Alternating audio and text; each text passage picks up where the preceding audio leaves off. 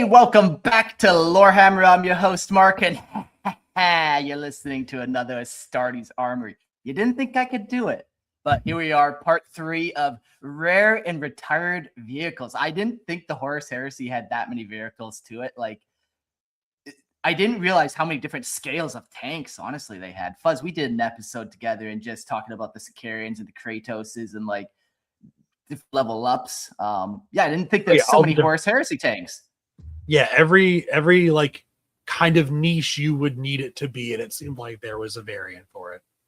Yeah, and I do love that because you know, it's not like the other factions in 40k get that level of attention, but yeah, some of them look super what it cool is. too. Yeah, well, Fuzz is also joining me today for another episode of this, and we got Gerald. Hey, welcome. Hello. You can't keep me away that long. Yeah, it has been a minute. Welcome back. Gerald had tech priest duties to attend to on Mars, so he's back with us now, though. Absolutely, and I only banged on the Lorehammer security door like maybe for 12 hours straight. Oh, that's not bad. Let me in, please. Let me back in. Nice. Well, you know, I would say we'll always let Gerald back in. We can never keep you out for too long. Yeah, exactly. Well, we got a fun episode. I actually do love the Astartes Armoury episodes, and I can't wait to do. I've been asked, are we doing Imperial Guard Armoury episodes? And of course we are. Of course. And Guard, we'll do Eldar, we'll do Tau, we'll do them all, man. But before we do this episode, just some quick housekeeping. Hey, look at the video and look at Fuzz's fresh muscle shirt. Goddamn. Do you want a muscle shirt like that says Lorehammer? You can't have those muscles. Those are accounted for by the wife of Fuzz. But you could have that shirt. You could probably even buy that shirt off of Fuzz, to be honest. But oh yeah, everything I own has a price. Yeah, exactly. So if you want to buy your own Lorehammer merchandise, go to Redbubble. There's links in the description below. You can click through a couple links and find where to buy t-shirts, blankets. You could have a Lorehammer blanket and pretend that like I'm underneath it with you, like make a little mark-sized lump in there. You can do whatever you want. It's your merchandise. I don't care. Yeah, so go to Redbubble or the links in the description below. If you want to support the show monetarily because you like listening to us goobers talk about Warhammer 40k all the live long day, come join the Patreon. For $2.50, you get ad-free versions on Spotify because ad-free is excellent. And then for $5, you get access to the live stream where you get to see all of our beautiful faces. And then, of course, all of Fuzz's merchandise. The shirt is nice too, but we know what we're all really here for. Come on. Yeah. It's no Quartz Reliquary Corner or whatever he kind of calls it, with banners and pendants, but it's still something. And then Logan has something that's just outlandish, where it's like, are you an Asian person, Logan, on the inside? You got a lot of weeb toys in there. But hey, yeah, we all have our own kinks. Yeah, I did used to stream from my dining room where I've got my like nice Game of Thrones swords hanging up on the wall. Oh, nice. Yes. Maybe I'll move back. Maybe I'll move back in there one day. Yeah. A nice non-verbal threat if you have enough swords on the wall or guns. All right. Yeah, once you've joined the Discord and once you've gone from the Discord and joined the Patreon and gotten all of that, you can, with that Patreon, get access to the live stream where we've got our chat going. If you want to watch us, it has a lot of benefits because when you're listening to the show, a lot of times we'll talk about images that get pulled up and reference those. And being on the live stream lets you get to see those as well as be part of the chat, have your questions answered, comments addressed. We'll laugh at you. You can laugh at us. It's a good time. And then if you have something to say and you want to be a call-in guest, let us know. And at the end of the show, if there's time, you can be on and give us your thoughts, deepest feelings about the topics that we've been discussing.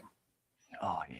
Yeah, I do want to hear that because, like, I don't know everything. So I like to hear when people tell me about the tank PSI. I learned so much. I got so many different opinions on tank PSI on threads, if that was even important. You know, sometimes people would call me insane. I don't know. But or like, let us know if we're wrong. You know, if there's something we got wrong, be on the live stream, be a call-in guest, let us know. Yeah, don't be afraid to tell us. Our egos are only so fragile. Come on. We can. We're grown ups. We're grown men. We can handle it. I can take it. Just don't say I paint minis bad. That will fucking break me if you say that. Oh. Yeah, no, Mark. Those eyes are fucked. Hey, that's just nice. normal. All right, well, this episode, let's get into it. Rare and retired vehicles, the final part 3. Today, we're going to be covering flyers, specifically the Stormbird, which is a bigger Thunderhawk, really, which is crazy. But I guess that's standard for 30K stuff. Everything is just bigger and more guns. And then we also have the Anvilus pattern Dreadclaw and the Kharybdis. That's a fun word. Kharybdis. Yeah. Yeah, I'll put that in the chat so people can see. The Kharybdis Assault Claw. So basically, 2 Horus Heresy era, Great Crusade era drop pods, a smaller one and a big one. Pretty cool, though. They have some uses that a normal drop pod doesn't have. And then we'll talk about tunneling vehicles, something that happens in 30K, probably happens in 40K, but we don't really see it ever in action. And we'll be talking about the Termite Assault Drill, which is like this underground tunneler Astartes used to use. And I'm sure they could still, but like I said, we just don't really see it happening. And then finally in the episode, we'll be covering the lore-only Astartes vehicles that have been mentioned. There's like 20 of them. And they're just like one-off sentences. Maybe they have a paragraph of information. I think only 2 or 3 of them actually have a picture. But it's a fun kind of homage to just what was, and thinking about, okay, so they used to have this and this and this, and then what happened to it? Are they upgrading or is it lost tech? Sometimes you can kind of decipher that. And yeah, we'll get into it as we get there. But it's going to be a fun episode. This is all looking glorious. I'm looking at the names of the lore-only stuff, and I'm just like, I'm liking these names here. Like Mauler, Hephaestus, Wrath, Hercules. Who puts the glad in Gladiator? Yeah, the Lotus. All right.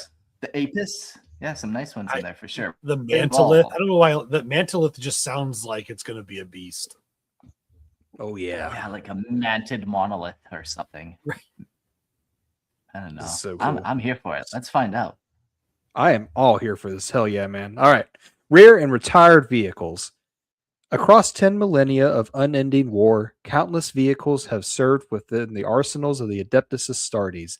Some earned legendary reputations through centuries of faithful service, while others gradually vanished as newer designs proved more effective or easier to maintain. Many of these rare machines survive only in small numbers, preserved within the deepest armories of ancient chapters and deployed only in times of great need. In some cases, the standard template construct, also known as STC, data required to manufacture them have been lost, rendering every surviving vehicle irreplaceable.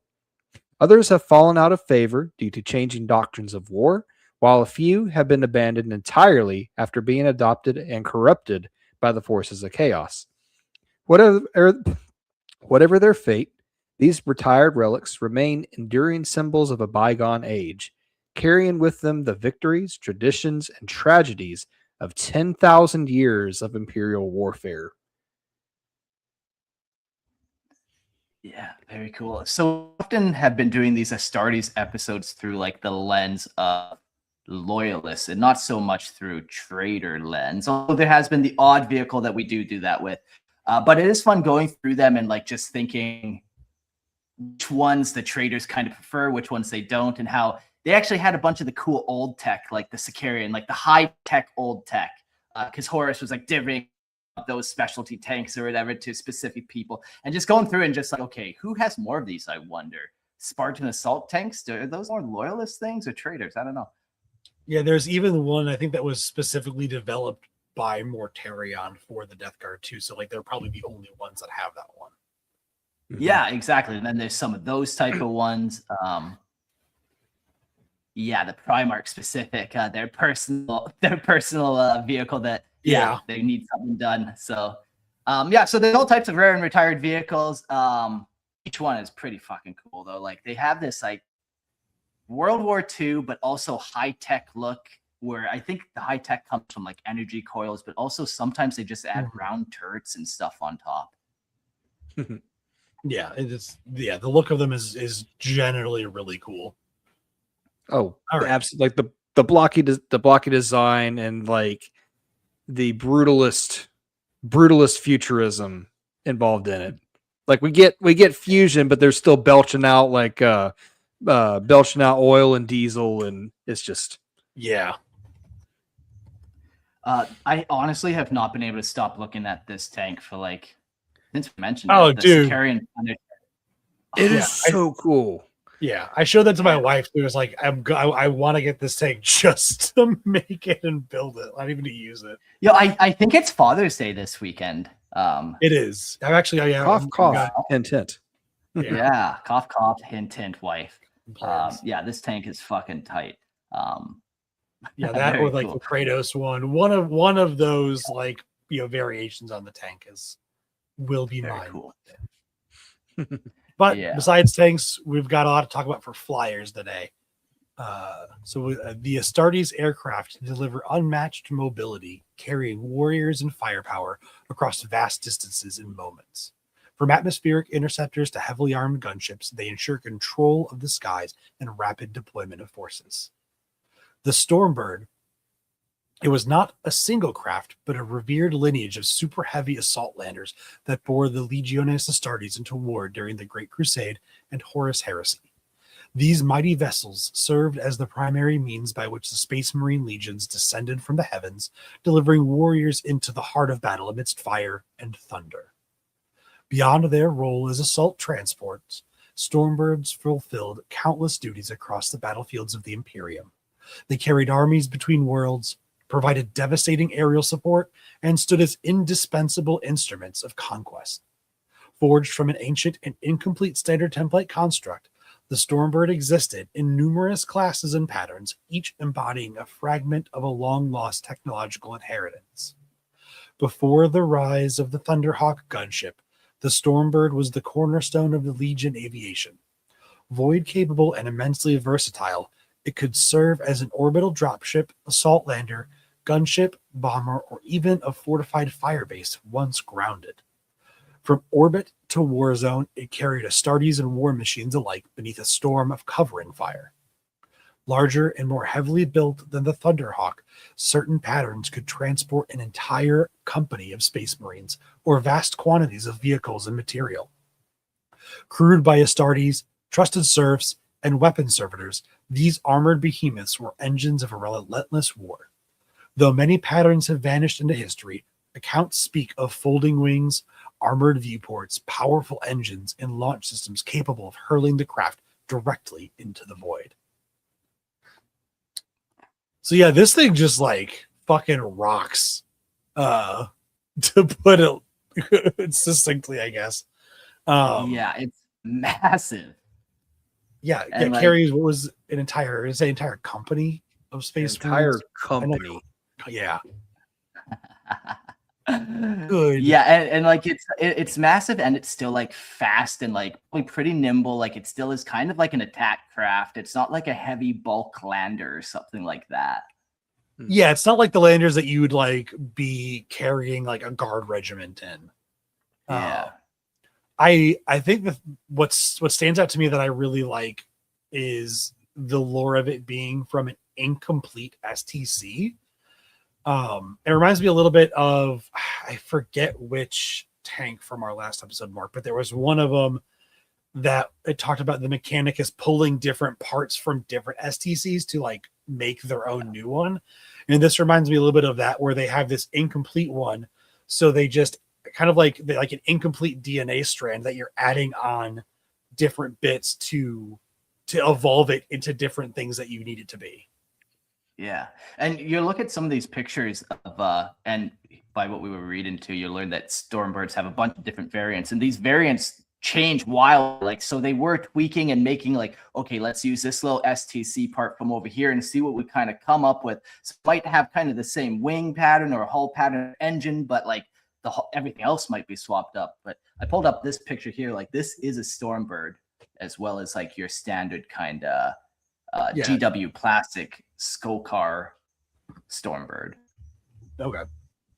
And There's people just so freak many out. guys who know that. And people freak out when you just see one Space Marine drop pod and know that Space Marines are around. Imagine the reaction just seeing a Stormbird releasing an entire company. Yeah, shit. I never even thought about that, eh? Yeah. And also, And also, certifiable court double nerding. Anytime or when y'all were talking about just cannibalizing different STCs, I was thinking of Jurassic Park the whole time. We're Jurassic Parking these Stormbirds here. A double nerding thing I was thinking of was between it and StarCraft, incidentally, where it was talking about it is also like when it lands, it becomes its own fortress. And just thinking about like playing StarCraft and being able to have your base of operations just lift up and fly to different locations.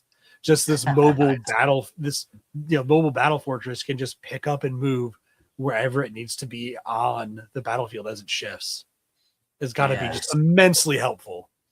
Mm-hmm. Yeah, like this does have a bunch of heavy bolter like turrets on it, and then a bunch of like those bubble turrets on the side. They got 4 of those bubbles. I also like the Tau Manta missile destroyer. That thing has 18 burst cannons on it, I believe, which are like Gatling cannons. Yeah, Mantas are fucking no joke. Mm-hmm. Yeah. But yeah, I like the idea. Like you're saying, you got this this mobile fire base that you can move it if you need to. But once it's like kind of landed, it's now your operational kind of headquarters. I pulled up a couple other variants. Like this is an old school variant as well. And then there is one other variant that has kind of these kind of, what would you call these? Not helicopter fans, but like. That's kind of what they are, though. Yeah, they're rotors of a fan. Yeah. Okay, here I'll do a double nerding. I'll do Marvel. They have their flying the helicarrier. I don't know. Yeah, there we go. Yeah, so those type of engines. So they do have one of those style of aircraft as well, but that one's been lost time. Triple nerding. This right here, that image right there makes me think of the Hornet from Halo 3 and onwards.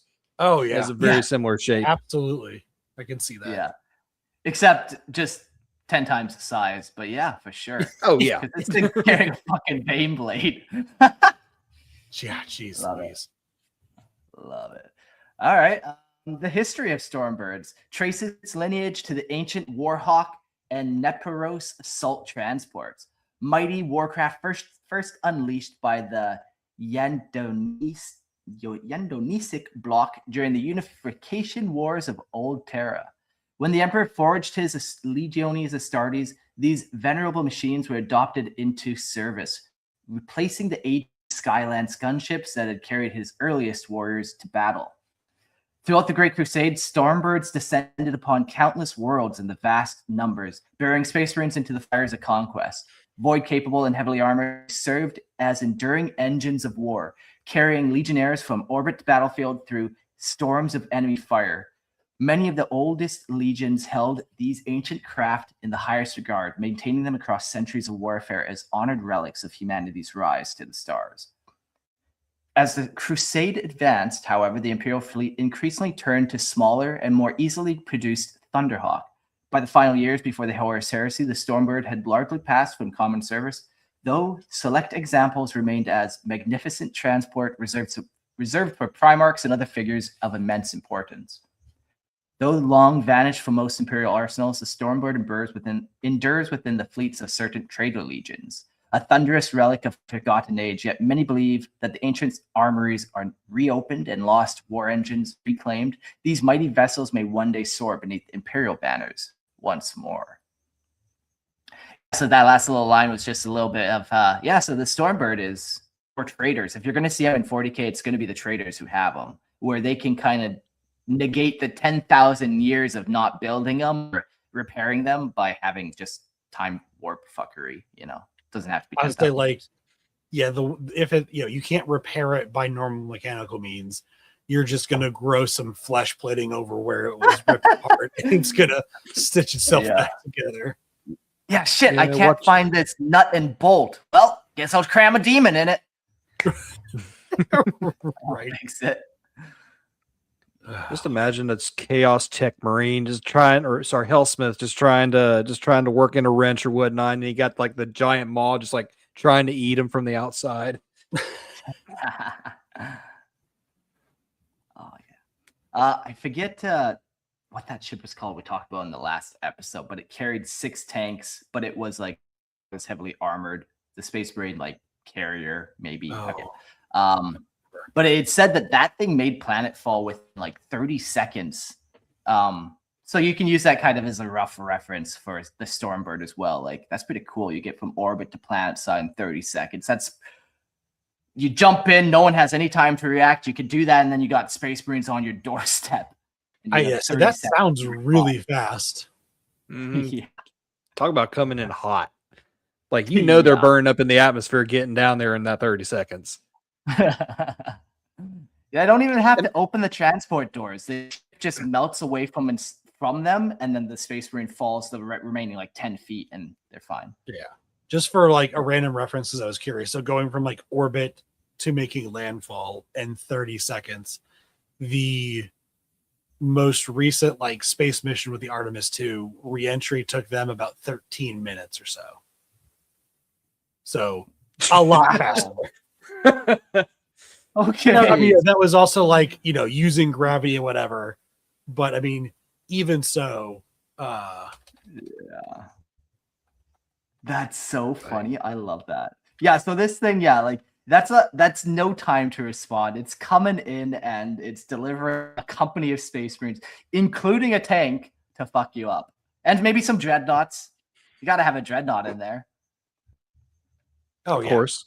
I just had another double nerdy moment. In Doom Eternal, you're trying to get onto Mars, but it's like defended or whatnot. So you have to go on an orbital defense platform with the BFG 9000. The entire defense platform is one BFG. You load yourself up into it, and you're going on, and you're getting into Mars one way or another. Nice. Nice. We're gonna be double nerding all over the place tonight, folks. Oh, I imagine. It's in my hand. I did have a thought. Check my beard. Oh man. And I did have a thought too. A lot of these older things belong more so to the Trader Legions. So theoretically, not that GW would ever approve of this, you could take a Horus Heresy tanks and just put them in your 40k Chaos Army, and it could still technically be right. In theory, yeah, it would still be lore accurate for sure. Mm-hmm. Yeah. And anyone who's going to stop you, you send them to me. I'll send them straight. Send them right to Panama. Buy them a plane ticket to Panama. All expense paid. By who? But yeah, well, that's part of the benefit for sure. You only have to pay one way. Here's another cool Stormbird. I've seen that one before, but it's cool when it's a real mini and not just artwork. And then once again, we got the cool helicarrier engine style, which is very like abnormal for Space Marines, really. I can see why they kind of got rid of that version. It does strike me as something that you would see more in like the Guard as opposed to the Space Marines. Yeah. But yeah, you just throw one Iron Man in this turbine and it fucks the whole thing right up. Just imagine a Space Marine fell into that. Your whole engine's fucked. Okay. Space Marine will be fine. The Space Marine will be fine, but your engine will be messed up. Yeah. So, Brother Tech Marine, I had a very close inspection of those engines. Yeah, they're kind of fucked up. They're kind of fucked up. We know where 97% of it are. Over there, and up there. Okay. Let's talk about some uses. The following is a list of notable uses for the various Stormbird classes. Void and atmospheric transportation of troops and cargo. The Stormbird could carry infantry, vehicles, combat walkers, cargo, and important individuals from starship to starship or to a planet's surface. So these things are void-borne too. That's pretty cool. Void and atmospheric assault transport. The Stormbird could be used to land forces into the launch bays or onto the outer hulls of enemy starships or land forces on a planetary surface while under fire. Pretty good. I did look that up. The Space Marine landing craft, it's called, and it goes from like cargo bay of a void ship to the planet in 20 to 30 seconds. So even better than what we thought. Jesus fuck. Jesus. It's so fast. And I know it's just 40K numbers and it's nonsense in the first place, but yeah, I love it. It's canon. It is in fact canon, despite whether we believe it to be true or not. I mean, yeah, the numbers, like the ridiculous numbers, is one of the best parts of 40K. Yeah, it's like fucking work. Fuck your It's like laws that- of physics.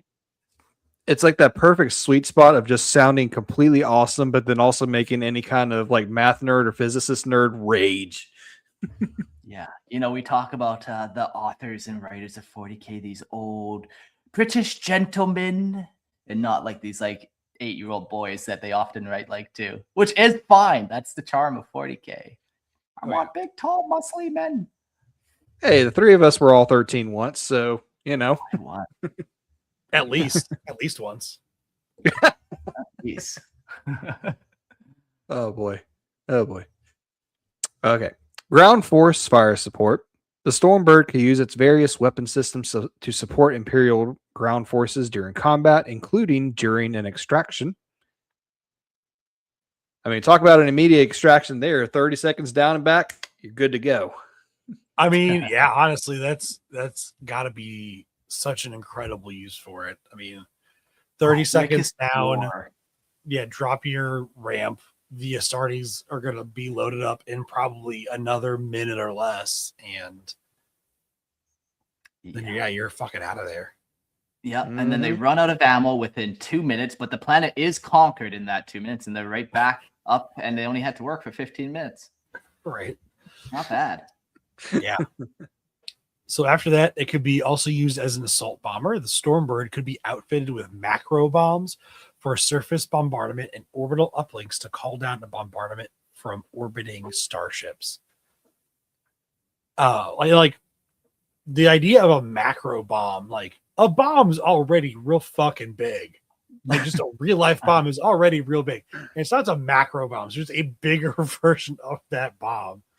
Like, yeah. Like you can go fancy, you know, you could be like, this is a nuclear bomb, lots of science involved in that. Or you could just get a lot of TNT. Right. I love that just like macro bomb just means big bomb. Like how on like the big void ships, they have, you know, you hear the term macro cannon a lot. A macro cannon just means a real big fucking gun that's like shooting, like it's shooting shells that are the size of like a fucking aircraft carrier at other starships. I mean, that's you know, that's what it is. And again, 40K scale is the best. So like, how big is a macro bomb? As big as it fucking needs to be. I don't know. It doesn't matter. Big as it needs to be. This is the other thing I was talking about was really cool for this. It could be used as a bastion or fire base. So the Stormbird, once landed, could use its various weapon systems to protect disembarking forces and provide additional firepower against enemy forces near the landing zone. Some Stormbirds could divert unused engine power to extend their void shields outwards to provide additional protection to ground forces. So yeah, like if you were a company coming in on the Stormbird, I mean, it could just be your initial fire base to carry out your mission from. Yeah, perfect. I love that idea. Yeah. And after they could also be used for Medicaid duty. Some Stormbirds were converted to be used as medical craft and were outfitted with medical equipment such as gurneys, Medicaid machines, and many other medical tools. And these craft had armored bucket seats that lined the craft's fuselage, where apothecaries and other Medicaid personnel would sit during flight. So they were more, again, this was like probably arguably the most support version of this craft, where they would have, you know, apothecaries, but it sounds like, but also non-Astartes medical personnel, so they could be used to treat anyone. Just be there'd be a giant flying triage hospital. Yeah, that's pretty cool. Which makes me think then they also probably have like a tech-based version of this too, a little. Almost. Certainly, yeah, you drive your tank right up inside. It fixes up, does your little oil change. You drive the tank out the front end with like a new battle cannon on the top. Fuck yeah.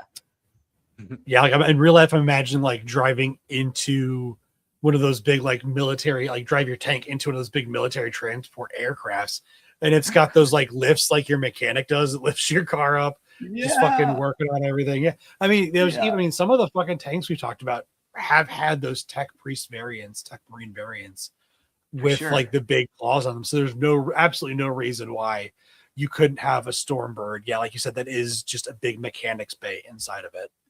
Absolutely. And it'd be cool too. Like we know one ship, the Thunderhawk transporter, will actually go around and pick up drop pods. But like if you had the tech forge version, you could have like a huge servo arm on top that like flies around and maybe picks up tanks that have been detreaded or blown up and now just salvaged. So you have kind of like this flying tank with a big arm, but you could also pick up other things like war walkers and drop them a mile. Oh, yeah, I think it's a great idea. I love that.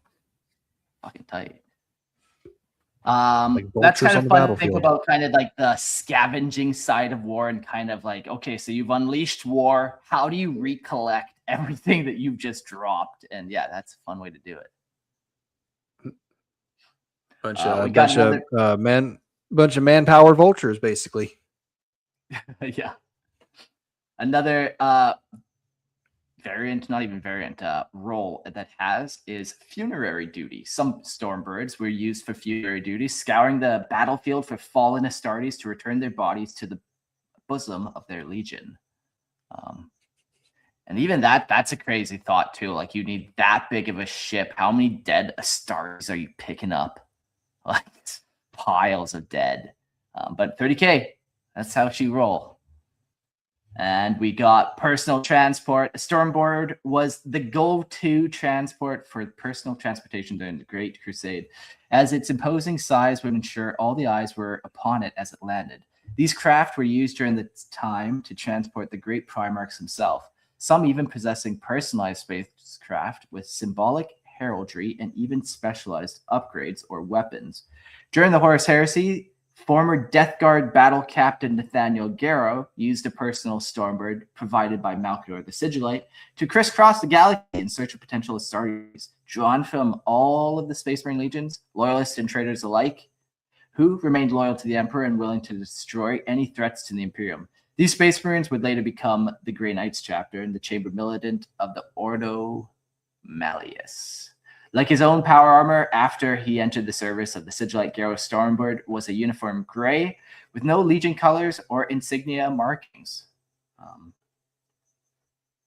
Yeah, it just seems like it's now used for like ultra special things, or any Primarch's going to use them for transport. Like, I bet Reboot Gilliman in current 40K might just have one of these for his personal transport, or the Lion might as well. But I was thinking that earlier. Like, there's no way Gilliman or the Lion wouldn't have one of these lying around still.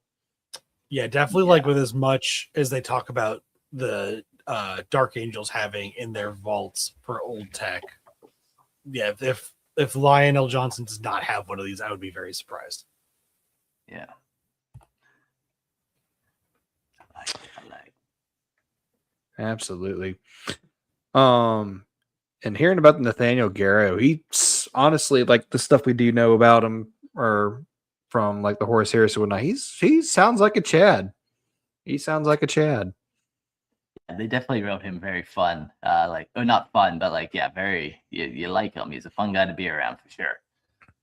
Can't wait till we get to learn about him when we talk about Death Guard soon. Yeah. I actually did start writing notes for that today, so we're getting closer. There can't be any more Astartes Armoury episodes. There can't be. Well, you just made a certain Jackson a triple gaff very, very happy. So, and shout out to any other of you Discord members who are also Death Guard fanboys. Yeah. Before I get started into my section, Looper Cal did make a very funny plot point. Imagine the Tech Marine having beef with a Dread, and the Techie using the biggest power lifter he could just to mess with the Dreadnought. He's putting him just picking up your Dreadnought, like, who's a little baby? Part made out. Who said Warhammer couldn't be funny? Yeah. All right. Transport capacity. Among the many Stormbird patterns, the mighty Warhawk class was launched from vast magnetic rails housed within the cavernous hangars of Legion warships. Hurled into the void with thunderous force, these ancient craft departed through colossal blast gates shielded by gravitic fields that preserved the vessel's atmosphere against the emptiness beyond. Within crowded launch bays, their wings could be folded for storage until the hour of war. Though the capacities of most patterns are lost to history, the venerable Sokar pattern could bear warriors, dreadnoughts, bikes, artillery batteries, and even a rhino transport into battle. Nice. Yeah, and this one, the way it carries tanks and dreadnoughts, unlike the Storm Raven or like any of the other variants that we've kind of talked about, this one carries it on the inside of its hull, fully protected. It's not like some exterior crane, harness, arm, or anything like that. Grav lock. Yeah, because in the past, like some of the stuff I've read, like some of the books have had them almost like attached to the back of the ship, whether it's like mag locked or ratchet strapped or whatever. It's just ratchet strapped. Yeah. Oh my god. But the ratchets have little skulls on them, so it's totally 40K worth. Of course. Yeah, but this one, it's so big you can drive those or walk those right up inside. Right. So those things are big and they can carry a lot of stuff, but what kind of guns do they have? So the Stormbird carried a fearsome arsenal befitting one of the Legiones Astartes' most revered war machines. Its armament commonly consisted of turret-mounted twin las cannons, multiple heavy bolter batteries, and powerful dread strike missiles capable of shattering enemy formations. Encased within layers of dense ancient armor and protected by formidable void shield generators, the Stormbird could weather punishment that would destroy lesser craft. These shields could be extended over disembarking warriors and vehicles, while alternative configurations allowed the vessel to carry devastating macro bomb payloads or direct precise orbital bombardments. So this thing, it seemed like it had a lot of good standard like las cannons, bolters, and stuff. And then it could be given some specialty things if you're going to do like targeted orbital strikes and even with those shields to be able to make that base when it landed. Yeah. I love the look of those autocannons on the side of them. You got these 4 like guns pointed out the side. So cool. You do lose that like huge, like the Thunderhawk has that huge gun on top. You do lose any type of major artillery support like that, which is kind of cool for the Thunderhawk, but this has a lot of other style guns. So definitely more than makes up for it. Yeah. I already said I was interested. You didn't have to sell me on it. Yeah, if you hear the price of it, you won't be interested. GW sells this for like 1,500 USD or some such. I mean, might as well buy a Manta in that case, because I think that's about the same price. Exactly. Fuck. No, I think the Manta is double that. Well, maybe not. Maybe when I was looking, it was back in the day, and I was using Canadian cheap dollarinos, and that's why it was so expensive. Good thing I am on GW's website right now. Okay. Well, you fact check that. Find out the most expensive model. Alrighty. Fact, Atticus says is both Angron and Russ prefer entering battle aboard a Stormbird. That checks. I mean, that checks. The Manta is in American dollars $2,080. Nice, tight. The Stormbird is $1,580, so it's $500 more to get a Manta. The Manta does come with like 4 tanks and like 8 crisis suits, but still. Fuck that. Why would they make such sweet models so expensive? How am I ever gonna afford that? Right, and when in general, you're never gonna use it. Yeah, and that's the thing too. It becomes just solely just a paperweight, which I would do if it was a couple $100. Fuck, even $500. I've done some outrageous things, but now I'm a dad. I can't just do that. Right. All right. So we got perspective. Sorry. Yeah. No. I was gonna say to put it in perspective. The next most expensive 40K model is a Mars pattern Warlord Titan, just the body, not including the shoulder-mounted guns or the arms, is $1,955 American dollars. Yeah, those Titans are huge. Yeah, I used to own one of those bad boys, and you know how much I sold it for? Like Probably not enough. Jeez. Not near enough. No, man. I was in Calgary. I had out my army. I'm like, well, it's either that or give it to a homeless person. I guess I'll make $200.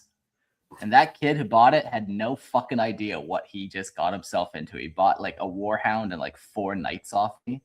And he's like, I don't even know what Warhammer is. It's pretty fucking funny. What? I'm looking. I'm looking. Yeah, like I ran into him at like I went to a tournament and I had my army as like an auction or whatever, and he won it. And yeah, he never played. He was there doing like Yu-Gi-Oh cards or something like that. Hopefully he plays now. Or Oh my god. something. Yeah. Or you at least better put that thing in a display box and just have it in a nice shelf. He Nothing seemed the else. type, based off his body type, to be the type to cuddle it to bed. It's the only form of emotional support that he could have. Yep. That or his Yu-Gi-Oh cards, and he's not crinkling those things. He's not No. risking getting them sticky. I like I'm- Plain Jane's comment. Way to get them addicted young, Mark. Yeah, honestly, that was one of my crowning achievements because he had no idea. And then, like, what was wild too, like, sorry to kind of derail, but so now this kid who took transit there had a warlord titan and like a bunch of knights, and he's like, I need a ride home. So I drove this kid home, and like I was just like, and when I say kid, like I don't know, maybe 16. I don't know. I mean, that's Old a enough kid. to Yeah, take that's it- a fucking kid. Yeah. But it's- Still a kid, still Yeah. too young for me to be driving around. But what do? I had to make sure my warlord was gonna get like home and not drop. Oh, sure. Train and then like, what a fucking way to just skew somebody's view of what $200 will get you in Warhammer. Oh Like, boy. oh, it was good fucked, man. It was gracious. fucked. Oh, Yeah. Anyways, so we got a bunch of different variants of the Stormbird, as mentioned. The Stormbird was one of the few widely used Imperial vehicles that was not based upon any intact standard template construct or STC design. As such, the Stormbird had many different patterns and variants. The following is a list of all known designated Stormbirds. Well, we have the famous one that the very expensive $1,500 Sokar pattern Stormbird. The Sokar pattern, I'm saying that right? Sokar. The Sokar pattern was a revered super heavy assault lander of the Adeptus Astartes, an ancient Stormbird variant whose service stretched back to the age of the Great Crusade and the fires of the Horus Heresy.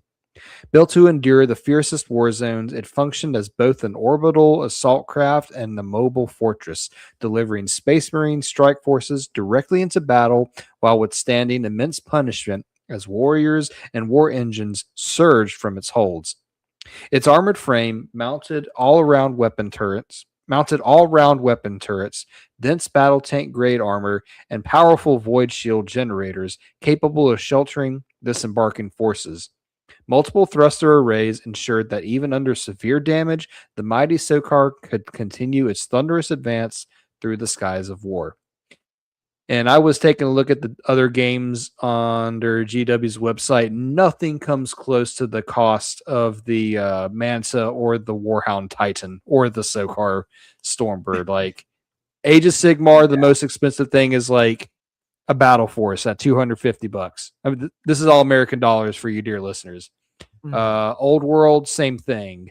Most expensive thing there. Okay, sorry. A Bone Grinder Giant for $245 American dollars. Middle Earth is Smaug at $695.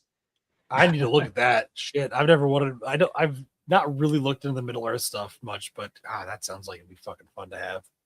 I mean, yeah, he's a big boy. But yeah, like the most expensive stuff is the Manta from 40K, and then the Mars Pattern Titan body, and then the Sokar Stormbird. So Yeah, I feel like all the parts for a Warlord Titan is gonna be more than a Manta. Like you're probably gonna be at least $2,500 American probably. well, I tell you what, when you can read your section, and I'll do the math on that in the Love it. background. Yeah. I also asked So- the chat how much a 3D printed Warhound Titan is, or Warlord Titan is.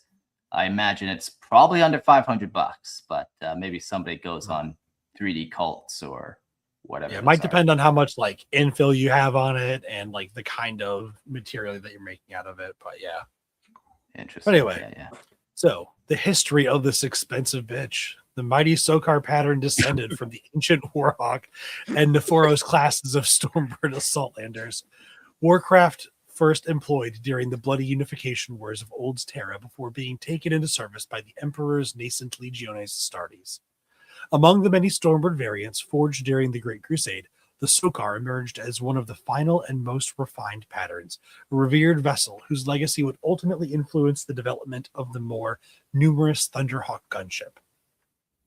Unlike many transports of its age, the Sokar was conceived not merely as a means of conveyance, but as a flying fortress of war. Designed to spearhead orbital assaults, it could descend through fire and devastation to deliver an Astartes strike force directly into the heart of battle. There it would endure punishment that would destroy lesser craft, holding its ground as warriors. Dreadnoughts and armored vehicles thundered from its assault ramps to seize and secure a landing zone. Its massive hull-mounted weapon turrets covering every approach, allowing the vessel to unleash relentless fire in all directions. Layers of dense composite armor, rivaling that of the Imperium's heaviest battle tanks, encased the craft, while powerful void shield generators projected protective barriers around both the Stormbird and the warriors disembarking beneath its shadow. Multiple engine clusters granted remarkable resilience, ensuring that even with severe damage, the Sokar remained airborne. The roar of these engines became infamous across countless war zones, their thunderous howl heralding onslaught and conquest.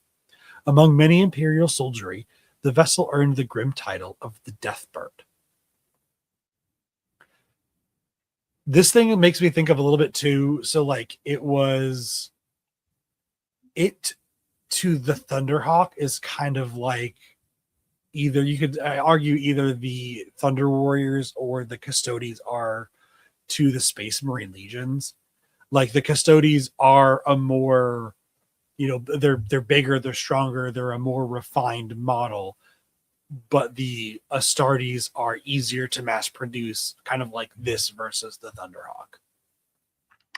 Yeah. And like, you almost don't want to put that many assets into one ship. Like, just imagine one of these bad boys go down in 40K and you just lost half a company of Space Marines, as opposed to a Thunderhawk, which would still be devastating to lose. Oh yeah, but you're losing like 5-10 guys.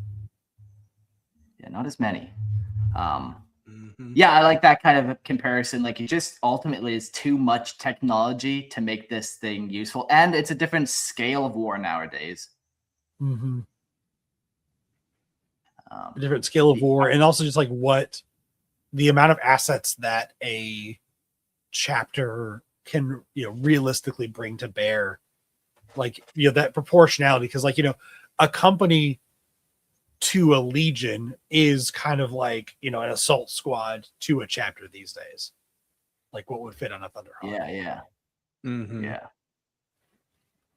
Yeah, you used to have 20-man squads or whatever, as opposed to even just 10-man. Like, just right off the bat, everything's just bigger. You would fit 20 boys inside that Rhino, inside that Storm Boy. Bird. Right. You have your Astartes in the Rhino, in the Stormbird, in the fucking like strike cruiser. Yeah, no. You have Astartes in power armor, and then all switch. Yes, there you go. There you go. Now we're there. That is a 40K nesting goal right there. Right. The Astartes Matryoshka. I like it. There we go. That's the word I was thinking of. Who wants to get depressed with some math real quick? Yeah, always. While Fuzz was reading, I was looking up this bad boy. So, okay.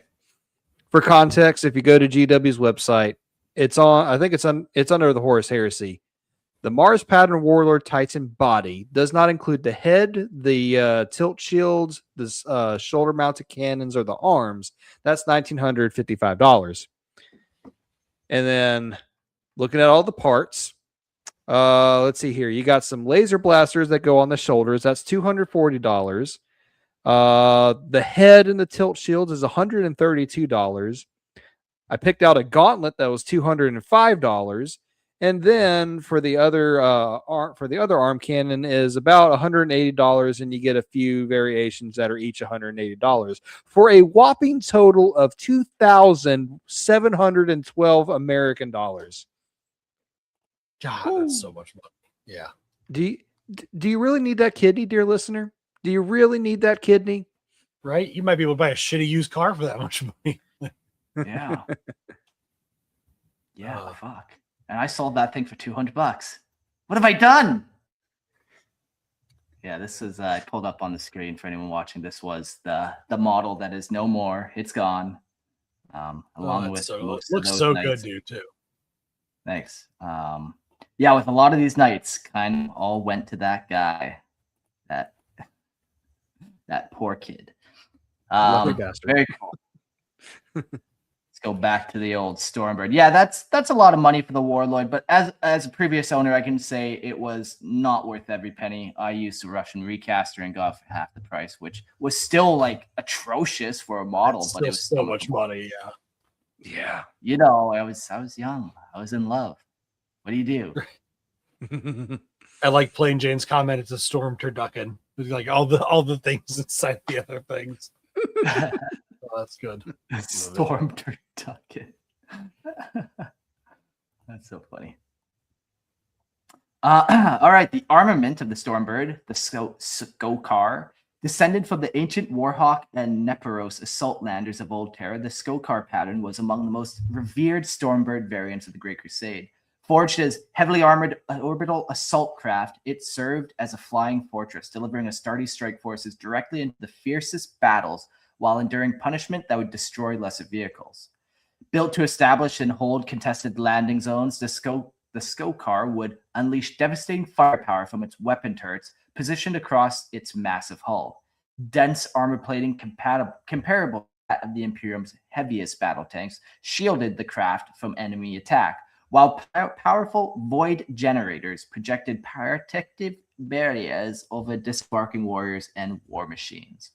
Multiple engine clusters granted exceptional resilience, allowing the vessel to remain airborne despite severe damage. Their thunderous roar became infamous. Yeah, very cool. Some void shields this thing has. That's always so cool. Just launching your enemy's shots and attacks into the warp to piss off some demons. Take that, Corn. Great.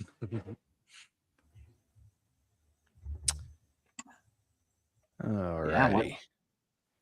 How many things can Honestly, this hold? Speaking of the turducken, Gerald. Yeah.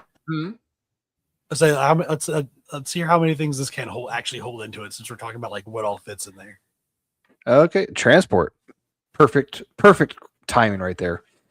The venerable Sokar pattern possessed the capacity to bear 50 Astartes, including jump-equipped assault brethren, rapier batteries, battle bikes, and jet bikes, carrying them into war beneath the roar of its engines. This sounds like a White Scar favorite. It could also transport dreadnoughts of any pattern, each sacred war relic occupying space equal to roughly 10 warriors.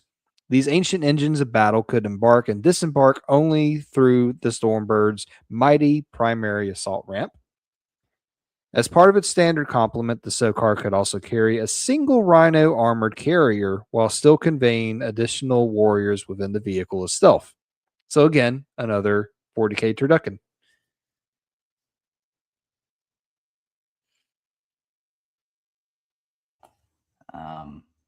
Yeah, I like A10. the Warthogs are a very cool real life plane. So that's 50 Astartes like on jet bikes, or I wonder if that's 50 Astartes and jet bikes. No, So I think that's just solo, like 50 power armor guys. And then you can take one tank as well that has 10 guys. So you can have 60 Astartes in this thing. Mm-hmm. Yeah, the versatility though of what it can carry is fantastic. Yeah. Yeah. So that was that pattern. We got some other patterns, and a lot of them don't have any images or anything, but they're still cool, man. Give you a little creativity. Yeah, these would be some shorter blurbs. So we've got the Anhur pattern Stormbird. This was a transport class of Stormbird used by the Dark Angels during the Great Crusade, capable of landing super heavy tanks. The Apophis pattern Stormbird. This was it was the largest Stormbird pattern, widely known for its ominous appearance and vast wingspan, which earned it the title of Sun Killer, I'm guessing because it would blot out the sun when it would be coming down. During the Battle of Prospero, the Space Wolf Legion used 30 of these monstrous aircraft. The Condor class Stormbird was a more massive and less agile pattern than the Warhawk class. It was used by the Sons of Horus Legion during the Battle of High of Ilium. I just jumped into Mark's section. I apologize. No, that's nice. I'm like trying to pull up images and they just pull up the same one over and over. Yeah. Whatever. You ever just read the last one since I read almost all yours too? No. Oh, good. The Conso pattern Stormbird was one of the largest Stormbird patterns used to transport Space Marine Legion vehicles. During the Battle of Prospera, the Space Wolf utilized 100 of these. Whoa, okay. That's a lot of fucking Space Wolves. Good for them. Yeah, absolutely. You want to steal one of mine, Mark? Yeah, sure. I'll read this comment first. I love you all, Gerald. I give you a big wet kiss on the forehead. Right on the forehead for Gerald. That's nice. That's the energy we need right now. Now I feel like we can continue reading about the Skithkari. No, we're doing the Nephorios class Stormbird. And this was one of the original assault transport classes utilized by the Yendenesic bloc during the Unification Wars on Terra. No other information, though, is known about it. Now you know just as much as we do. The more you know. Yeah. And then we got the Skyrie pattern Stormbird. During the Legion Wars fought within the Eye of Terror, after the Traitor Legion's failure to overthrow the Emperor during the Horus Heresy, a Skyrie pattern Stormbird was used by the Chaos Lord Thegus Derigic as his personal vehicle. I think you mean Derevic. Yeah. Thegus Derevic. That sounds right. I could be wrong though. Yeah. Yeah, that just goes into what we're talking about. Since the Stormbirds aren't really made anymore, that's why the Traitor Legions are going to have them and use them more. Yeah. And the final pattern we have is the Warhawk class Stormbird. So the Warhawk was the most widespread and enduring of all Stormbird patterns, an ancient assault transport whose origins stretched back to the Unification Wars of Old Terra. First employed by the Indonesic bloc and later adopted by the Emperor's growing legions, it became one of the foundational warcraft of the early Great Crusade. Records speak of at least 4 recognized marks of this class. The mighty Warhawk possessed folding wings that could be drawn tight against its armored hull while secured within the cavernous launch decks of Imperial warships. Vast, thunderous, and heavily built, the Warhawk 4 was capable of bearing up to 100 Astartes into battle. Its troop compartment contained... Yeah, it's so many. Its troop compartment contained rows of rear-facing assault seats fitted with weapon-locking mechanisms to secure war gear during transit. Heavy restraint systems locked each warrior in place before deployment, releasing automatically upon touchdown, though manual overrides existed for emergencies. The entire seating arrangement could be removed when required, transforming the cavernous hold into a transport bay capable of carrying vehicles, munitions, sacred war material, or other specialized cargo demanded by the relentless campaigns of the Legiones Astartes. Wow, 100 Astartes. That's yeah.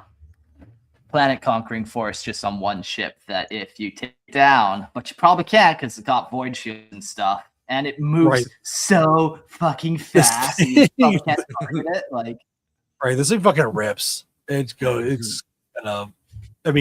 Going from orbit to landing in 30 seconds. This thing is, almost assuredly transporting faster than the speed of sound. Like, you just just like this, the space rings on the inside. This thing would show up before you hear it. Mm-hmm. Oh, that's a great thought. Cool. Like, I don't know. Mark, have you ever been to an air show where a supersonic jet flies over your head. No, I'm from Canada. You know, that's not very eco-friendly there of you, but you're gonna have to take a time out. It is really something just to like Yeah. watch something fly by you, and you can and hearing the little bit of lag of the sound following it. Mm-hmm. What a trip. Go to any public park and on 4th of July. Ooh, yeah. And they'll bring one of those fighter jets over. You see it before you ever hear it. Just come visit us during the 4th of July sometime, Mark. You'll have a good time. I think you would legitimately have a lot of fun. Man, if your country would have me, I'd just live there. I'd live in one of your back alleys, or I'd buy a home if you'd let me. I'll do whatever America tells me to do. You want me to go fight overseas? I'm already overseas, kinda. Let's get it done. You're overseas fighting all of the jellyfish and alligators and monkeys in Panama and the snakes. Yeah, man. Keeping this side of Panama free for U.S., but that's neither here nor there. Stormbird, let's carry on. We're done with that one. Let's do the Anvilus pattern Dreadclaw.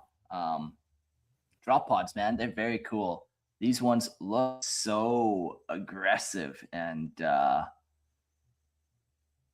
like teeth. Like it's gonna bite ya. I'm getting weird arachnophobic vibes with this. I was thinking the same thing. It looks like it's gonna land and then just start crawling around. Oh! I don't like that at all. Fuck. And then it's got this little like mouth butthole thing on it underneath. Right. Just shits out Astartes onto the planet once it gets there. Oh god. You know, every time a fly lands, it shits. You know, every time an Anvilus pattern Dreadclaw lands, it shits in Astartes. Oh man. Oh. Now, either way, you're not having a good day. Not a good time. So the Dreadclaw was a revered assault craft of the Legiones Astartes during the Great Crusade and Horus Heresy. Unlike conventional drop pods, this ancient war machine possessed the rare ability to return the warriors to the skies after deployment, allowing it to redeploy warriors across war zones or extract them from the battlefield once the mission was complete. Its most feared role was void warfare. Shaped like a descending talon, the Dreadclaw would attach itself directly to the hull of enemy vessels before employing powerful melta-cutters to breach the armor and unleash the warriors within. Long vanished from Imperial arsenals, the Dreadclaw endures among the traitor legions. Its appearance remains an omen of slaughter, earning it the grim title of the Touch of Death among the voidsmen and naval crews. So those leg things are just clamps, so when it hits into the side of a ship, then they clamp down, start melting, beaming on the inside.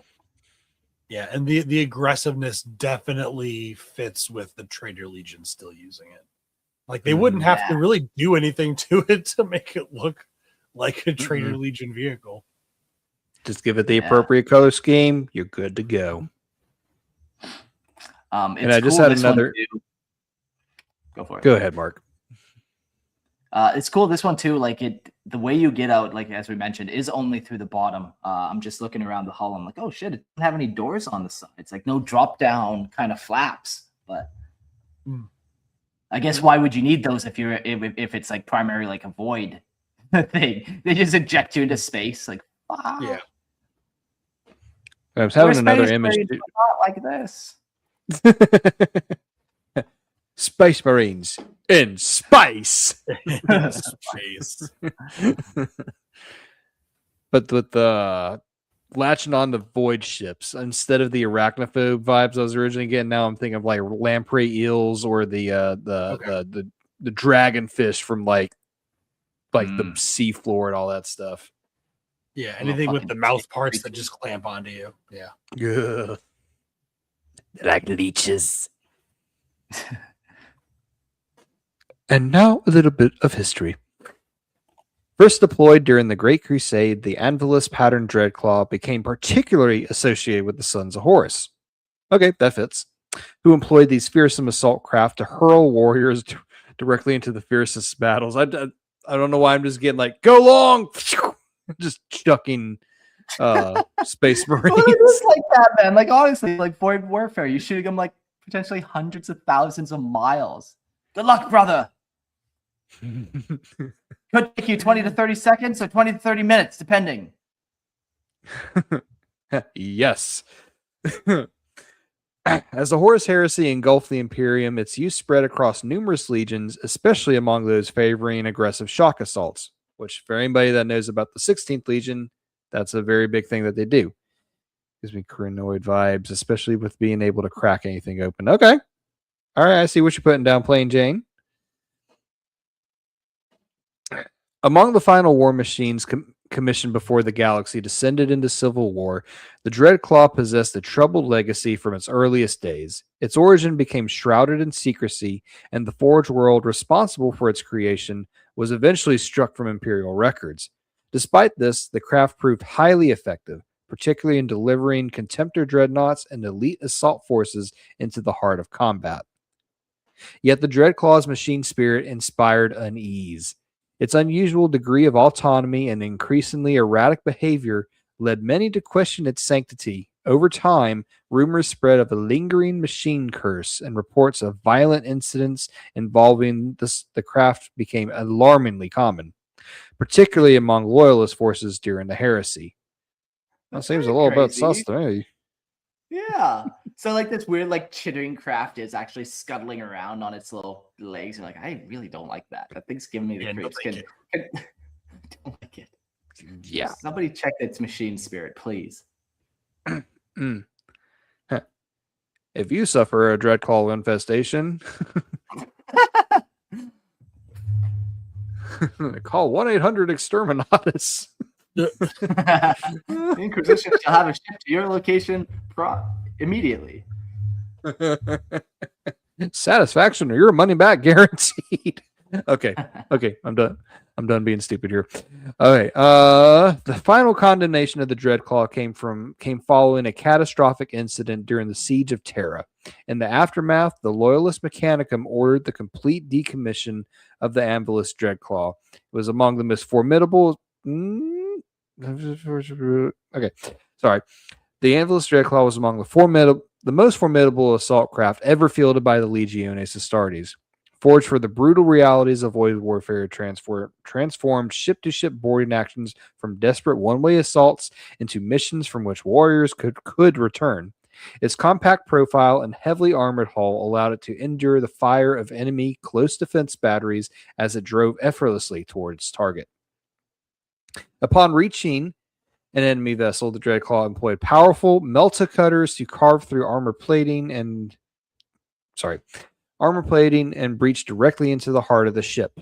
Unlike earlier boarding craft, it could both deliver and recover its warriors without external support, making it a uniquely versatile weapon of war.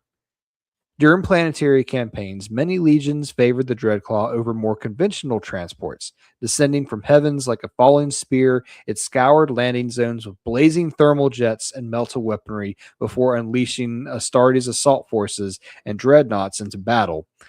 Double nerding. Anyone who's seen, I think it's the second Avatar movie where like the humans come on Pandora in full force and the landing craft are just scorching everything before deploying all the troops. Very dark and foreboding image. Though lacking subtlety, its methods were devastatingly effective. Veteran crews earned fearsome reputations for low altitude attack runs that left burning ruin in their wake, heralding the arrival of the Emperor's wrath. Of all remaining examples within Imperial's wrath of all remaining. Okay. From that day onward, the craft vanished from the arsenals of the Imperium. Though abandoned by the Emperor's servants, the Dreadclaw endured within the ranks of the traitor legions as they fled into exile. Even 10 millennia later, these ancient assault crafts still descended upon battlefields in thunderous fury, relics of a darker age whose violent machine spirits remain as relentless as ever.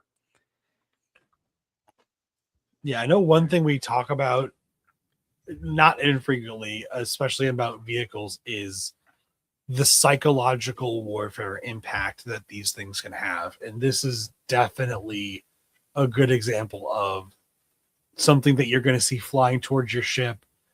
And just the look of it, you know it's meant for just brutality and is not going to be nice.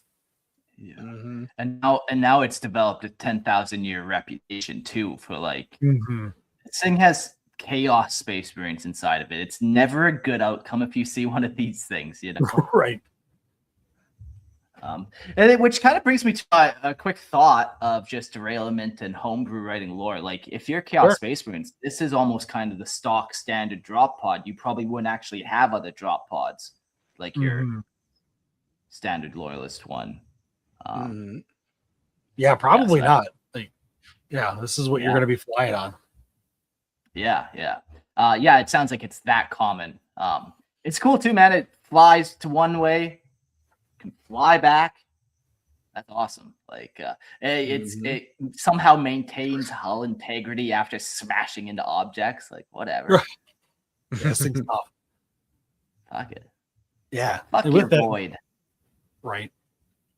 And with that, speaking of the hull integrity, the design of the Anvilus Dreadclaw was among the most formidable assault craft ever fielded by the Legiones Astartes.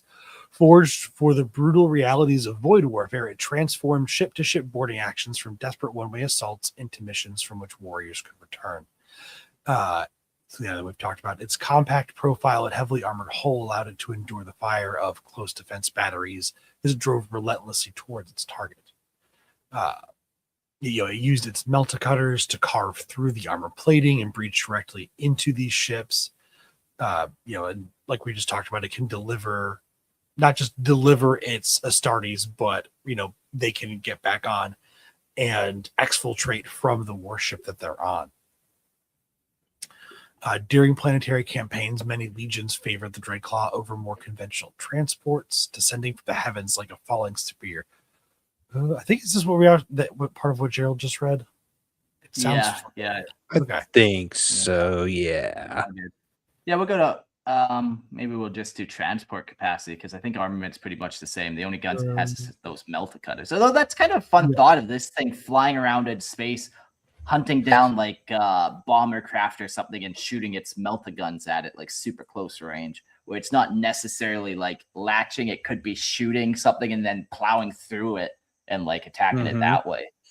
Yeah, the melta cutters are up and they're gonna be devastating in their own way. Like I could see a cool homebrew story, or even if any GW writers are listening and want to steal this idea, but you have one of these things as kind of like a desperate last ditch effort to be able to get away. Like you have an Astartes craft that's fleeing, or even say I think this would actually be even cooler though for heretic Astartes, for traitor legions.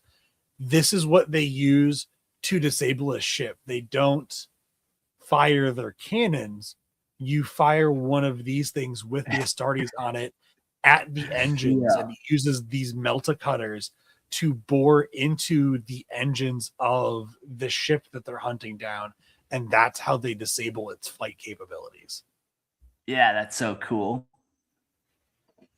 And these ships are so big too. Like maybe they hit the engines and then like now it's disabled and flowing through space. This Astartes hop back in to their pod and now they zip it over to the command barge, like technically a couple kilometers away because these ships are so fucking big. So instead of running through the whole inside, you have this drop pod that's kind of acting like a wasp or something, just repetitively landing across the hull and unleashing a space marine here, one over here. Yeah, taking the whole ship. Melta, the melta cutters acting like the Stinger, just like lancing into this engine and then into the next engine, into the next engine. Yeah, fucking tight. Death by 1,000 stings. I'll have to change my Knights of Slaughter to include some of these. I don't want to break the lore, so gotta include some of these now. Gotta have it. I have regular drop pods, but those I guess I don't have. I get these better versions. Lucky me. Well, now this just begs the question. I mean, we're asking about a guard armory. Well, now we got to do a Chaos Space Marine armory because, Yeah. Demons. They put demons in the tank. Take a rhino and shove a demon in it. There you go. I like Plain Jane's comment of that would be a good RPG scenario to play through. So like either as your party are the Astartes using this thing to board, or as part of like your story is you have to fend off traitor legions that are boarding you through these things. Would be a really, really good, just like part of a story, side quest, anything like that would be really neat. Yeah, fucking cool. Very nice. Well, we got a bigger version of it. How do we say this one? The Kharybdis. Kharybdis. It's a Greek mythological monster. Okay, let's pull up an image of what that looks like. Yeah, so the Mark's doing that. Yeah, so the Kharybdis was a colossal assault craft of the Legiones Astartes employed during the Great Crusade and Horus Heresy. Vast even among drop pods, it carried powerful boarding forces through the void while unleashing punishing firepower. When swarms of Kharybdis claws descended, boarding talons extended. They heralded inevitable destruction for the vessels caught in their path. Yeah, so that's the fucking perfect name for this ship. Based on this artwork here of the Kharybdis, like it's like a dragon snake, but it has a bunch of almost tentacles around its mouth for like pulling people in and like eating them.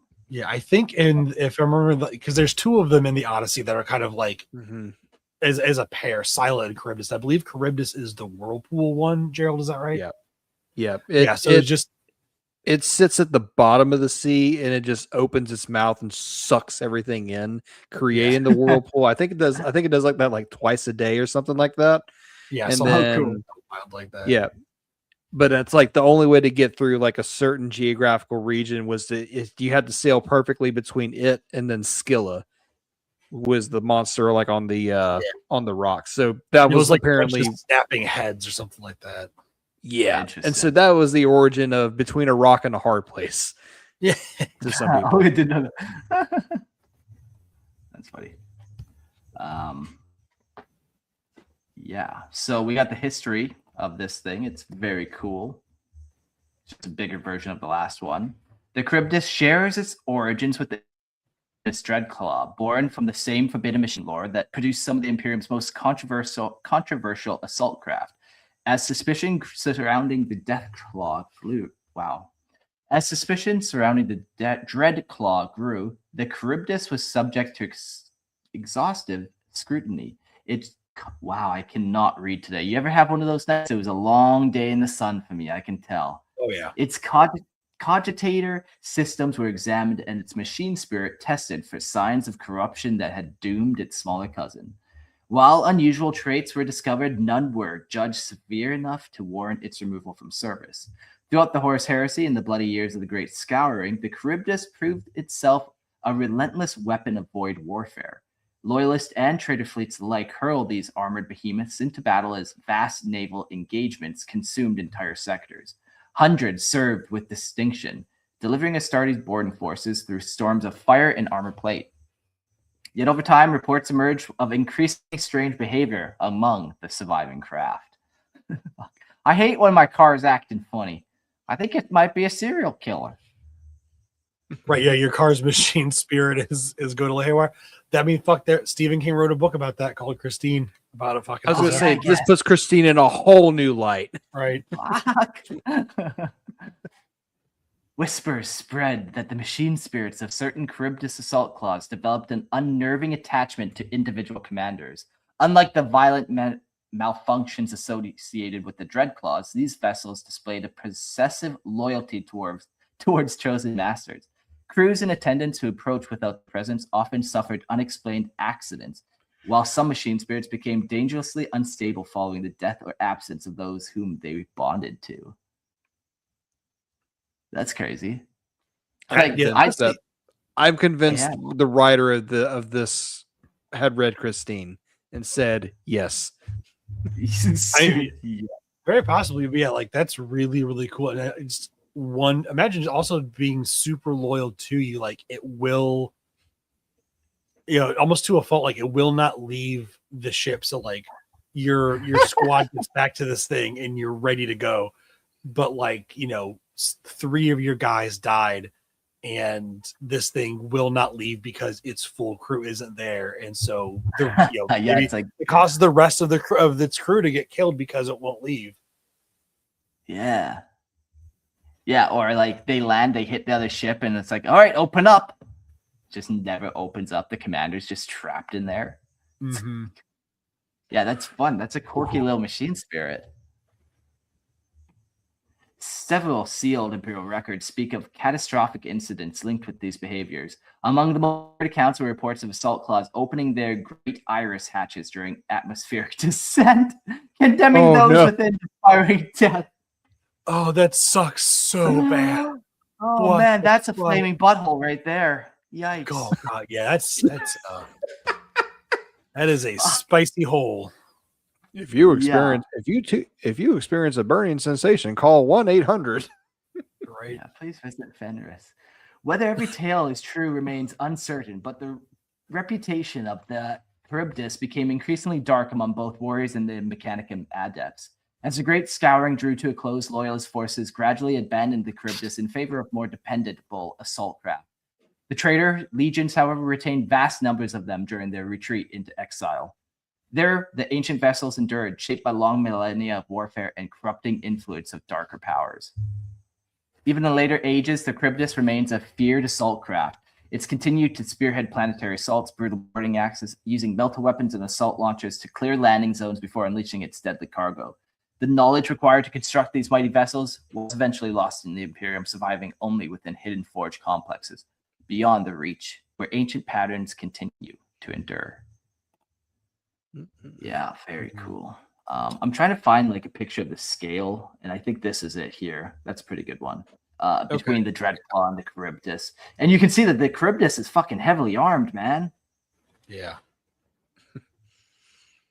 I want to go back and watch the Iron Without animated shorts, like the little animated series, and see if they show what drop pods the Iron Warriors use on that planet. Oh, if cool. it's one of these or not. Yeah. Well, that would be very interesting. All right. The armament, because this thing is basically a dread call, but bigger and with more guns. Because in 40K, we can never have too many guns. But does it have smoke launchers, Gerald? I don't know. Does it, Mark? I don't know. What about a searchlight? Well, we're about to find out with the armament. The Kharybdis assault claw bore an arsenal designed for brutal realities of void assault. Forward-mounted melta cutters and cyclic thermal jets could carve through starship armor, scour landing zones clean, or unleash devastating attacks during low-altitude strikes. Its most feared weapon was the powerful melta ram, used in concert with massive boarding claws to cripple enemy vehicles and breach even the strongest armor. 5 Kharybdis storm launchers provided supporting missile fire as the craft closed upon its prey. So unfortunately, it does not sound like it has a searchlight or smoke launchers. Big sad. Yeah, well, you know, I'll make do, I suppose, but I won't be happy about it. Yeah, like honestly, I do think a landing craft having those things would be beneficial, but this seems like all aggression, no defense, and those would be more defensive characteristics. Plus, where would you put it? If you put it on one side, you'd have to like symmetry, and now all symmetry, and now you have 7 smoke launchers, 7 searchlights. It's too many then. Right. Man, look at this image. This guy loves drop pods. Fuck. Good lord. That's a lot of drop pods. You did it, buddy. You won. Whoever this belongs to, you won the drop pod game. All right, so this one could carry 20 Astartes, 10 Terminators, or a single Dreadnought. Additional frag assault launchers protected the craft from nearby infantry after landing, ensuring its hold remained secure amid the fury of battle. So this thing, a good amount of things to assault, but God, I'm just imagining now this thing. I wasn't even thinking about it carrying a Dreadnought.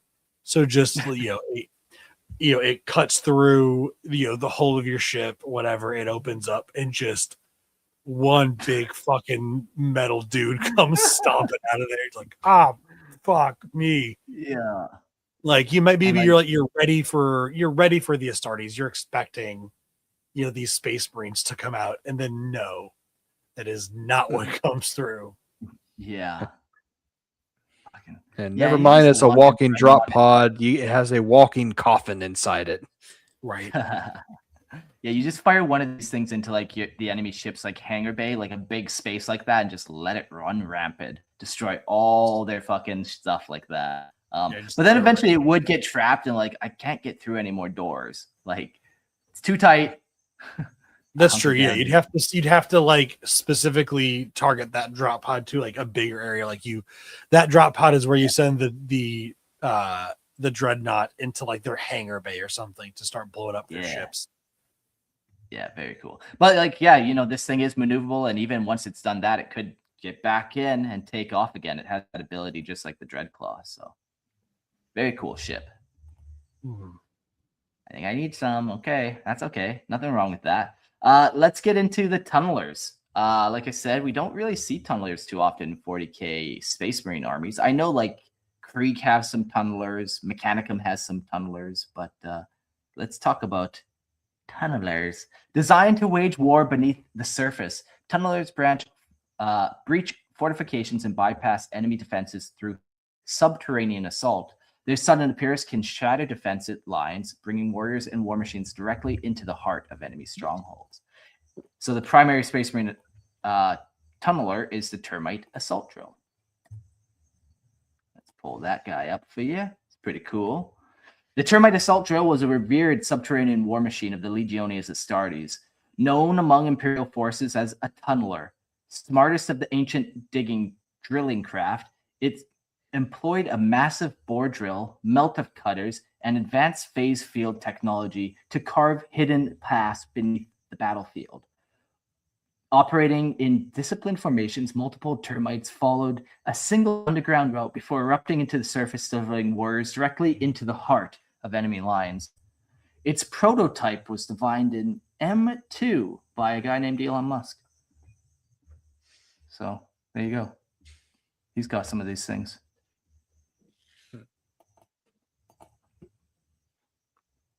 Makes sense for the guy that's supposed to found the Mechanicus. So yeah, makes sense. Oh, cool. I love the idea that these are the smallest of the tunnelers. Yeah. Here's a good scale of one next to a Space Marine. They are kind of compact, though. Yeah. So it looks like they could maybe carry, a few. Less than a Kharybdis, of course, certainly, but yeah. Hey, cool. Yeah, but this is like 8 foot tall super soldiers. So now, how many regular 6 foot tall humans can you fit? Yeah, Atticus. I was also thinking 5 or so. Atticus now in the chat was saying probably about 5 guys could fit in there. I think that's reasonable. Yep. 5 Space Marines. Maybe like double that if you're talking about guardsmen or like Skitarii or something, depending on how big their tunneling craft are. Mm-hmm. Absolutely. Yeah. So the Termite Assault Drill commonly mounted formidable weapon systems, including melta-cutters, storm bolters, heavy flamers, volkite chargers, and heavy bolters. As the ancient war machine erupted from beneath the battlefield, these weapons unleashed a storm of fire and destruction, scouring enemy positions and protecting the warriors within as they surged forth into battle. So he had a good amount of armament on it as well, as not just like the cutters and the phase shields, which I feel like the phase shields is probably what like displaced the dirt, maybe. I don't know. Mm-hmm. Because when they like break up all the rock and the sediment, and then like depending on how deep you're going, you might have some superheated stuff there too. So it's gotta go somewhere whenever you're drilling through all of it and whatnot. Yeah, but did we skip the history section? Maybe. I don't know. Oh, you know what? I scrolled down too far and I skipped your part of the history section. That's what happened. I guess while we're waiting on Mark, we'll go ahead and delve into the history a little bit. Yeah.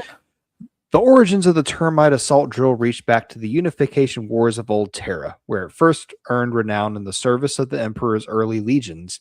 Among its earliest recorded deployments was the assault upon the Tempest galleries beneath the Caucasus wastes, when warriors of the 18th Legion descended into the depths aboard newly forged subterranean war machines blessed with Martian technology. Vanishing beneath rock and earth, they carried the Emperor's wrath into strongholds thought beyond reach. Originally devised to hunt and eradicate burrowing Xenos species during the Great Crusade, that's actually pretty smart. That's actually really, really smart. The Terex pattern soon proved its value in siege warfare. Commanders employed the drill to breach fortress foundations, bypass defensive lines, and emerge without warning amidst enemy positions.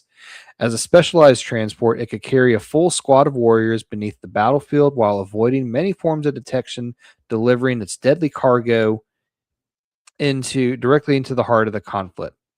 The termite also found favor among other Imperial forces tasked with assaulting heavily fortified positions. By emerging from beneath walls, bastions, and defensive works, it allowed elite warriors to strike where the enemy was least prepared. Once the drill breached the surface, defenders often found themselves overwhelmed before an organized response could be mounted. During the Horus Heresy, the termite participated in numerous notable campaigns. Among the most celebrated was the capture of a heavily defended traitor stronghold, where dozens of drills carried elite legion warriors beneath enemy lines, enabling a devastating surprise assault that shattered or organized resistance. Though born in the distant age, the termite endured long after the heresy.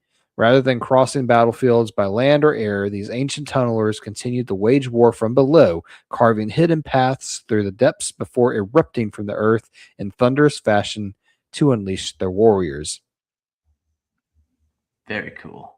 Yeah, I like that thought you said with them eradicating burrowing Xenos. I'm sure there's tons of plugging, and you hunt them down with these things.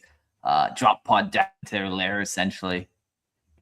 Yeah, and I know like we've gotten stuff in the past that was originally like civilian equipment, mining equipment. So I wonder if this also started off as mining equipment that was then refitted into this, burrowing Xenos hunting capacity, or if it was developed on its own specifically for that. It sounds like specifically for that, but we have gotten a lot of like, this was mining equipment that was fitted to be like the Centurion armor, I think, and it'd be cool to do some like Gene Stealer cult army with these type of things where they got all their mining tools. Oh, that'd be cool. That could fit in right. Yep, and correct me if I'm wrong, but like the Gene Stealers, they're like all about scavenge technology, anyways, right? Yeah, they'll use that. They'll use whoever. To a bit, to a certain extent, they do a lot of scavenge technology. It feels like. Yeah, it's just really. Like their host species technology, essentially. Too. Yeah. I'm not as well versed in Gene Stealer lore, and that's entirely my fault. But so that's why I was curious. Their models do look that way a little bit, but for the Gene Stealers, it's like Mark was saying, it's more of they just whatever society that they are currently stealing the genes from, they just use whatever technology they have. Very nice. And I don't know if it's specifically like the termite pattern but there's like a snippet from like the Siege of Terra where it talks about how Dorn fortified like the ground beneath like the walls of the Imperial Palace.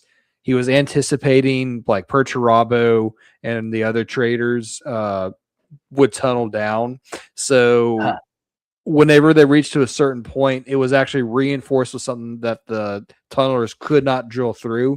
And then Dorn just activated certain explosives and then caved in the tunnel that they were going through. So then those Astartes and other soldiers were just trapped underneath kilometers of dirt with no hope of digging back out. Yikes. Fucking tight. And now those termites are still there to this day. Yep. Love that. I mean, It's cool how definitely a top fear of mine, like being buried alive like that. No, thank you. Mhm. Ooh. Yeah. Yeah. Especially with being in kinda like- Astartes. Mhm. Like the mortal followers, they'll die. They'll die eventually, but the Astartes, nah, they go in Yeah, stasis. Yeah, and when they start eating each other too, that's when it really gets crazy. Ugh. I do like GW's version of the front drill. I'm looking at different styles here. Mhm. I like GW's where it's a lot of many of them. Looks like it crushes a lot of rock together as opposed to just like drilling through it. It's more like destroying and tilling and Yeah, and I think the grinder is even more akin to what we use these days for like drilling tunnels for like subway systems and stuff. yeah, exactly. Like we don't use one necessarily like this with this giant, like that would be a way smaller scale and more for like a oil pipe type situation, Okay. like a way different scale, that type of bit. But very cool. Bits and nubbins and all types of things. Does this thing have any guns or? Oh yeah, so I had accidentally read that one before the history because I scrolled down Oh. too far. Was Nice, okay. Yeah, it has a ton of guns. I know you had to step away for a second. I mean, it's got anything you could throw on. It's got cutters, bolters, flamers, volkite weapons, heavy bolters, meltas. I mean, whatever. Probably like a lot of things, whatever the situation you're going to be drilling into is gonna need. You could probably mount that on there. So like if you're going to be drilling into like a Tyranid like hive, like say, I think it'd be really cool to use maybe land one of these onto a Tyranid fucking bioship and drill into the shit. Ooh, yeah. And you just like drill into the birthing chamber is just with this thing 360 degrees of flamers, and you just unleash all hell. Yes. I'm in. Ooh, sign me up for the death watch. Do this for me. GW writers, if you're listening, feel free to steal that if you haven't already done it. Yeah, that's messy. I love it. Glorious. Yeah, okay, I see those guns. That's cool. They just got these like little sliding hatches, and then like a little servo arm comes out with a gun. Bloop, bloop. So it's not like it can disappear, this gun, when it's drilling. Well, yes, that makes sense. Yeah, you wouldn't want it to get knocked off while you're tunneling to your enemies. Otherwise, you're gonna be less of a good time. Do you think that this thing has like an up and down when you go on the inside of it? Or do you think it matters which way it kind of breaches? Because as we're looking at the outside, it's like symmetrical. There's doors on every side, so you could hop out even like it can drive on any angle. So to me, it looked like it does have doors in set locations, so there would be an up or down. Alternatively, you could have it where it's like the outer cylinder is like the drill and the treads and the doors and the weapons, and there's like an inner cylinder that can also rotate its own way, unlike maybe a gyroscope to always be up. But yeah, like these are Astartes riding in there, so they could also just fucking bag lock their boots, Exactly. fall around, and just be okay. Yeah. Now it definitely would have to, like, as it exits the tunnel, if you have like the cylinder inside a cylinder, it would have to align itself with the doors at some point. I think either one would work, and either one could be very cool. Yeah, for sure. I'm just gonna do a 3D version. Let's see if we can look underneath this. Oh, it won't let me look underneath it. Yeah, okay. I definitely see what you're saying, where it has the doors all the way around it. Yeah, so then I'm also assuming on the bottom side there is also a door. So if it does like spin one over, like you could still everyone, gets out and whatever. But fucking cool. Yeah, I think you won the episode with that idea of that thing drilling through Tyranid bioships, man. Dude, that fucking, I don't know why that popped in my head, but that what would be the gnarliest thing for this thing to drill into? A bigger A bigger living organism, yes. Yeah, lots of squelching and squishing sounds. Fucking yum. I like Grimaldus's question. Do we know if this can be shot at a target? I think to go along with my Tyranid idea, load this thing into a macro cannon on your ship, and Yeah, there you then go. just fire this straight at that. Yes. Yeah. Yeah, I think that's the way to so deliver one of good. these bad boys. It's not like dropping it off with a Thunderhawk. It's fucking shooting it. Just shoot it out of a gun. Oh, Yeah. I love it. I love it. Thank you for That's that, great. Grimaldus. That's beautiful. This is great. So there are different patterns. Numerous patterns of the assault termite tunnelers exist across the galaxy, ranging from ancient Legion era designs to locally modified variants, adapted for different terrains and combat doctrines. While all share the same core role of delivering troops beneath enemy lines, individual patterns may feature weapon systems or transport capacities, reinforced drilling assemblies, or specialized equipment for breaching fortifications in subterranean warfare. If they would have had a diamond-tipped drill bit, they would have been able to drill through whatever the Emperor put down there, but they didn't. Mm-hmm. Mm-hmm. Yep. Cool. Yep. So the first pattern we have is the Terax pattern termite assault drill. And I think that's the one we've been looking at, honestly. It is. So Okay. Yep. Your standard one, I guess. yeah. Yep. Definitely very cool looking though. Yeah. Like that definitely is what I would envision as like a siege drill of some sort. The Terax Yeah. pattern termite assault drill is an ancient pattern of subterranean transport utilized by the Legiones Astartes and the Sisters of Silence. Can't forget them. During the Great Crusade and Horus Heresy of the 30th and 31st millennia. It is not known if this ancient pattern of termite is still utilized by the present Imperial military forces of the 41st millennium. So, Cool. interesting. Now, thought. here's a pro tip. If you're looking at the screen, look at the way this is modeled. It's basically a termite busting out of the ground and a termite digging into the ground.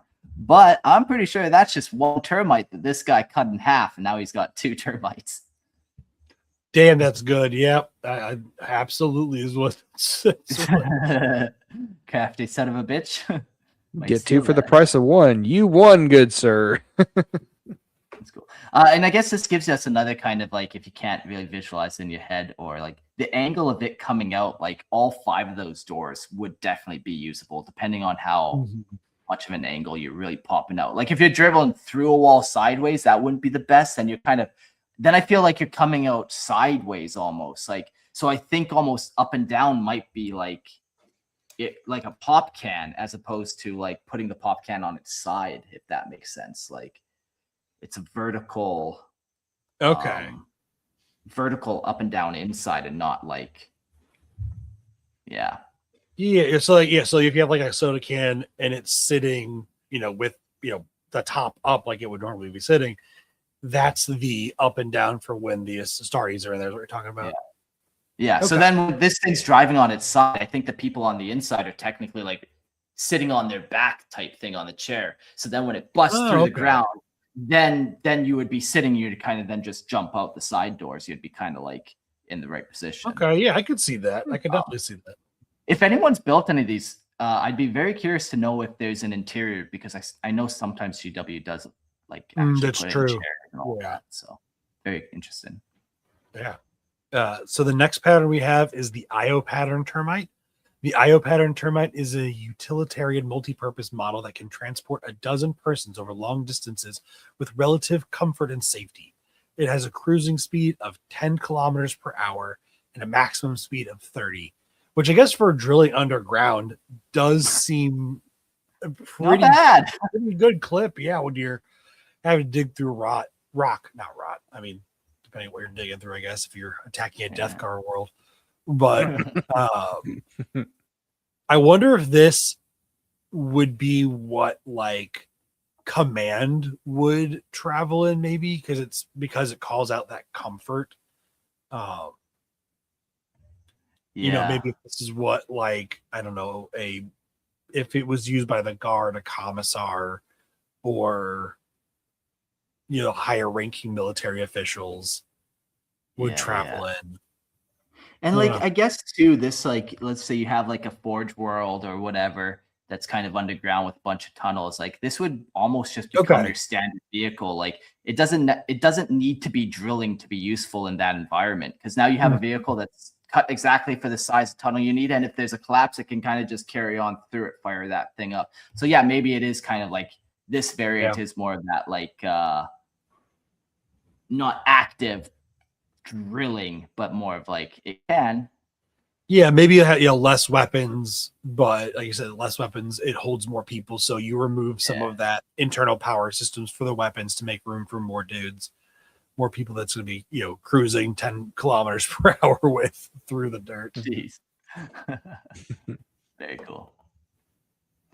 Yeah, cool. So that was the tunnelers.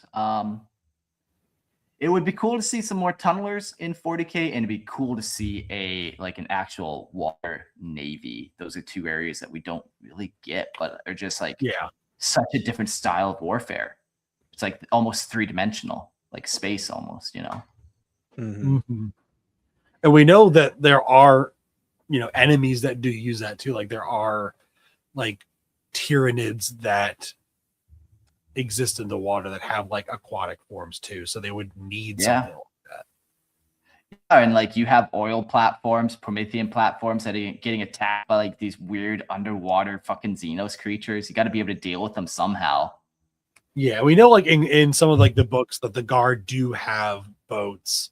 There was one thing I was reading and it had a space wolf who basically was going into an oil platform and found tyrannids, and basically like a tyrannid kraken busts through the side and he gets like sucked out into the water. Cool. Which worked out. I mean, it worked out okay for him because he had like this self-contained suit. But you'd think again, like to actually have to be able to fight something like that, you would need an aquatic ship, whether it's like a submarine or a boat or something like that. Yeah. I know the story. You're shoot one-man space marines as torpedoes. Yeah, yes. I know the story you're talking about, Fuzz. It was like one of the was that in the Nexus anthologies.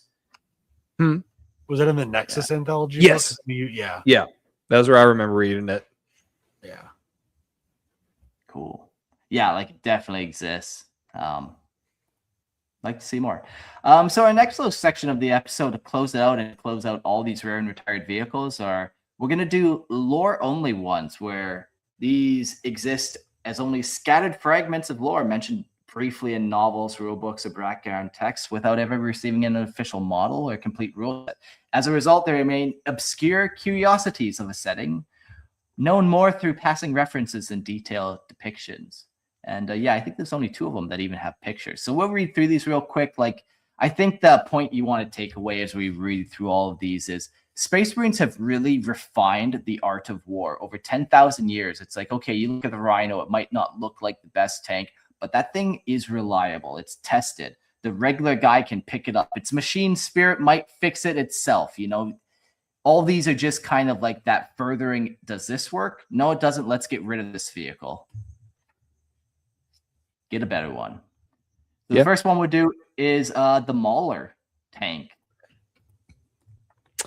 The Mauler tank was a mid-weight battle tank used by the Space Marine Legions during the Great Crusade and the Horus Heresy. And that is it. Wow. And That's here's all the we picture of it. I can barely even tell it's a tank.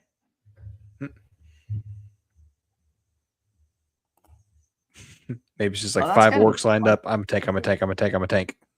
Okay, again, it's got that bulldozer front, so I'm already a fan. It already gets Yeah. It's not official, but fuck, that's a cool tank. That is, that looks really cool. That's a pretty cool tank. Not gonna lie. Next we got the Harp. Yep. Next we got the Harpy Interceptor. The Harpy Interceptor is a Space Marine vehicle that has become increasingly rare since the Great Crusade. The Harpy Interceptor has been replaced with the Land Speeder Tempest. And that's all we know about that. Ooh, the Astartes. Yeah, that's not for your eyes right now. You ignore that. I mean, my eyes will enjoy it either way. I wonder if the Harpy Interceptor then looked kind of like the Land Speeder Tempest. Yeah, like I don't know. I don't necessarily Yeah. think so. Like it was replaced by it more so than like built by I guess from more it. so than like adapted from it. Sure. Yeah. But Yeah. hey man, we only got this one little bit of information, so Yeah, we that's kick what down those DW doors and get more. Give us more. Oh. Okay, next is who puts the glad in Gladiator? Hercules. The Hercules is a type of heavy tank that was used by the Ultramarines Legion during the Horus Heresy. If you don't know, there you go. If you do know, there you go. Hephaestus, one of my favorite of the Greek pantheon. The Hephaestus is a vehicle as represented by our own Forge Master Fuzz.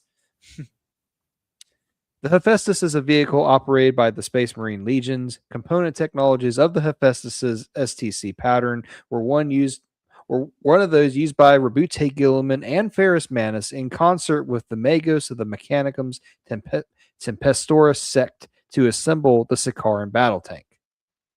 Oh, nice. So whenever you look at a Sikaran tank, you can think, oh, they took parts from Hephaestus. All right. So we've got not a tank, but we've got the Wrath Starfighter. The Wrath pattern Starfighter was a space fighter used by the Adeptus Astartes and Imperial army during the Great Crusade and Horus Heresy. By the beginning of the heresy, it had become obsolete, increasingly replaced by Imperial service by the Fury Interceptor, as the Fury was easier to produce, handled more smoothly, and suffered from fewer technical malfunctions. However, more veteran pilots in the Imperial fleet still preferred the Wrath, seeing it as a finer instrument of void war over the sterile Fury. Like the Fury, the Wrath was crewed by a mix of servitors and human space marine pilots. Is there a picture of the Wrath or the Fury, I guess? No, there's not really pictures for any of these. Okay.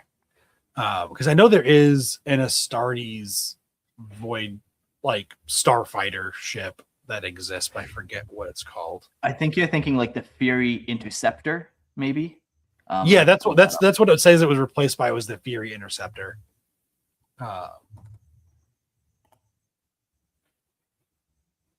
Maybe one of these. Yeah. No, it wasn't that because it looks like the spaceships from Battlestar Galactica. Too. Oh, the Xiphon. That's probably. I think that's what I'm thinking of. Not that insect. There we go. We made it. 3 searches and we got there. Yeah, I think that's what I'm thinking of. Yeah, because it's like you take the Battlestar Galactica Stinger, or whatever it's called, and cut like the nose off it and stuff. Yeah, it looks really cool. But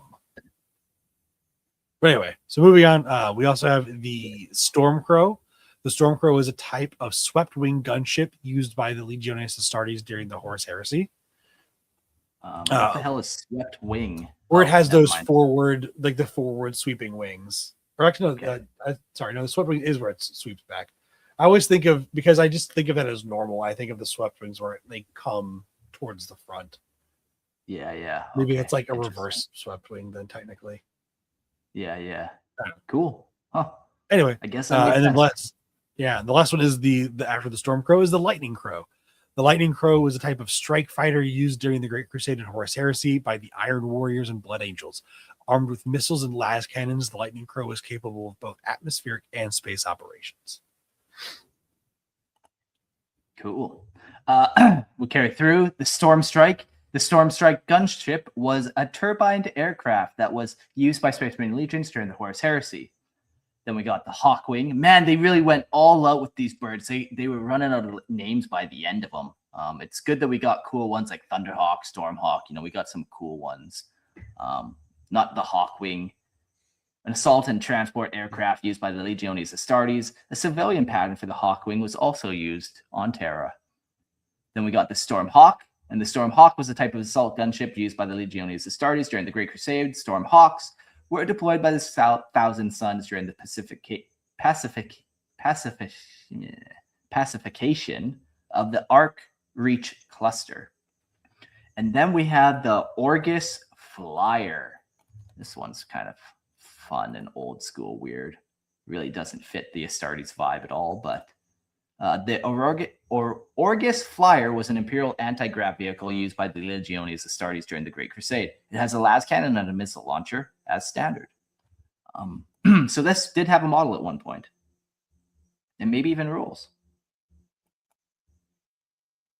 Yeah, I wonder if any of these maybe did have models for Battlefleet Gothic, if any of them were big enough, or like, I don't know if Battlefleet Gothic ever had any like fighter squadron things for it.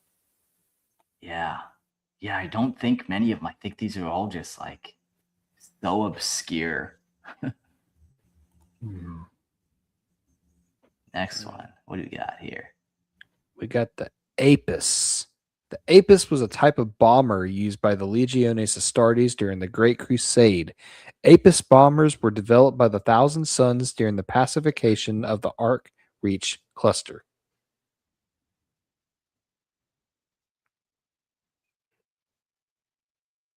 Nice. Good for them. And that's it. That's all we got. That's all we know.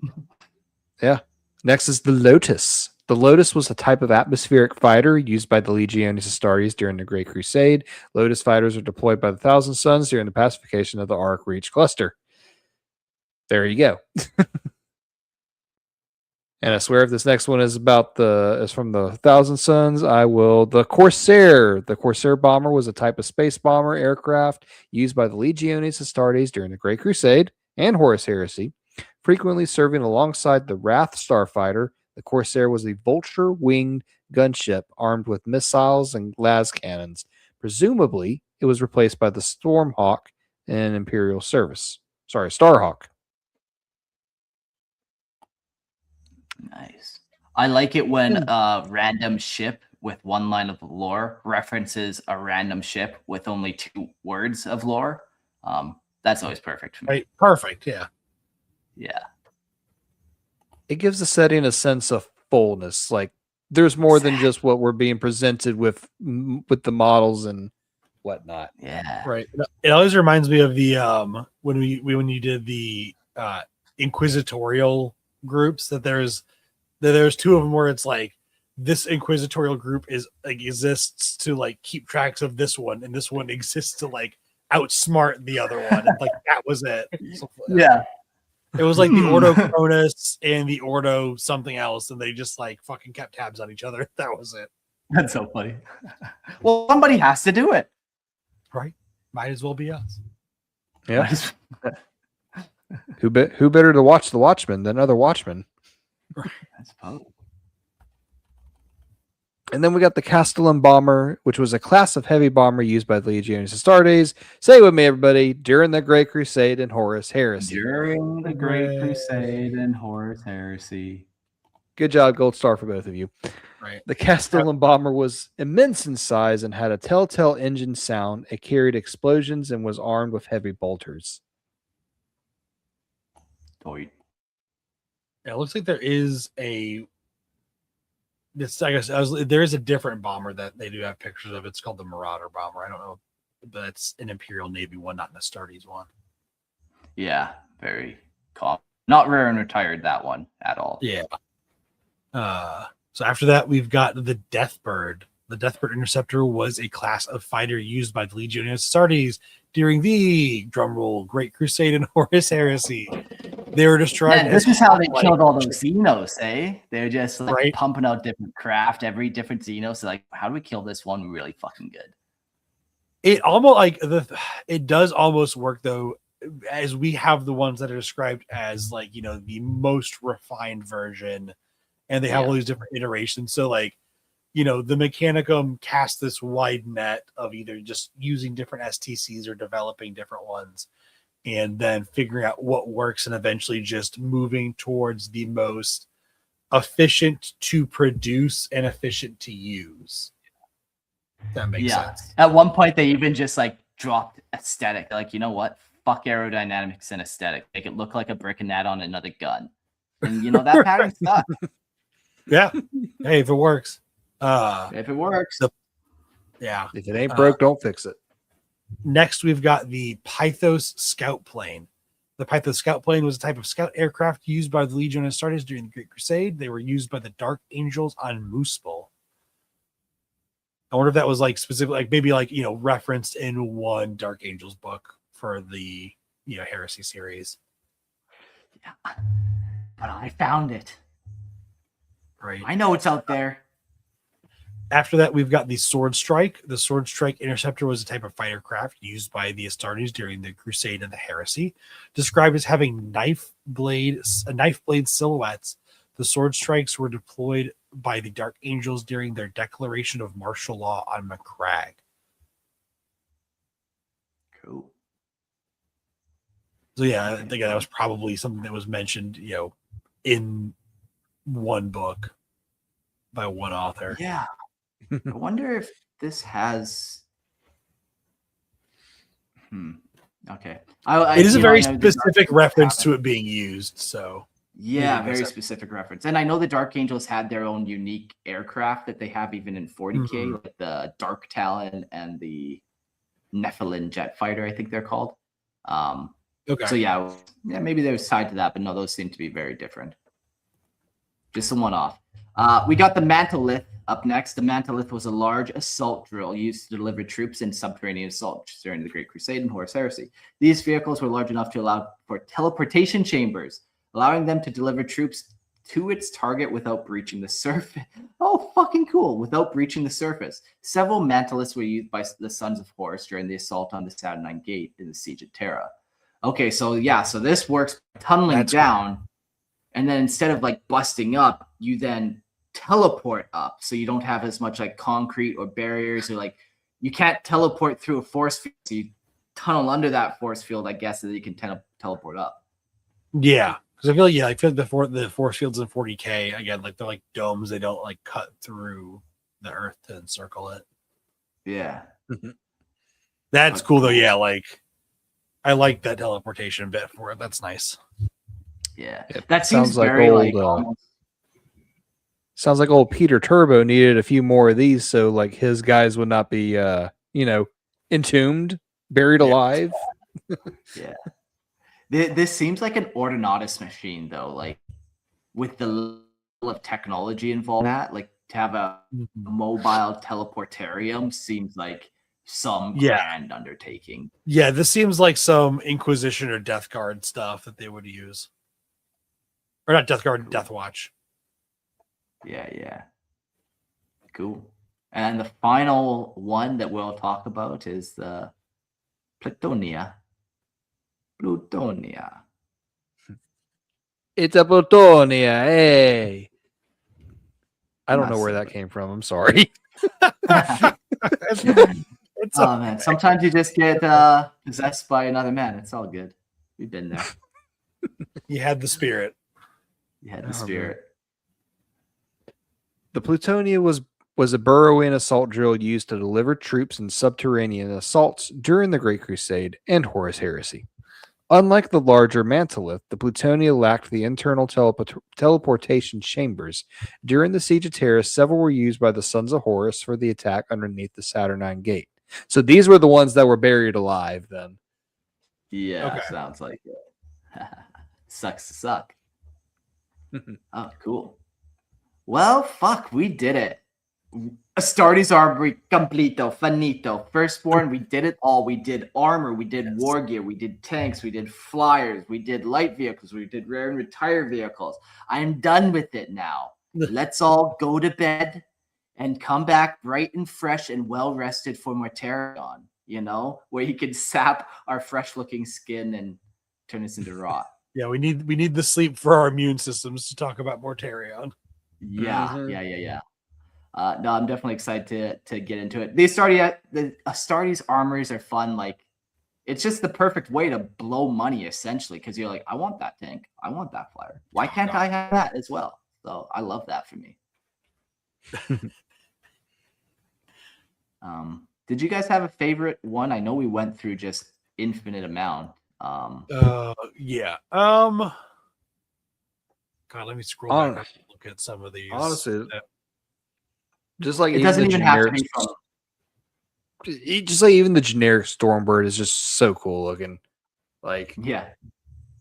Yeah, the Stormbird is really cool. I think for me, it's gonna either be, some version of the assault claw, or a digger, one of the burrowing craft, like Teleportarium digger, man, just seems the so mantle. Yeah, the mantle wild. is yeah, and it like I imagine it at the very least is just a bigger version of the termite, because I think the termite, it said, was the smallest.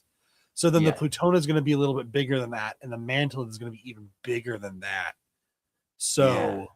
But yeah, it's just such dark age tech, it feels like. Yeah. right. And then I guess like the termite, I'm guessing all of these, or maybe like the termite was built first because it talks about it was built to fight tunneling Xenos.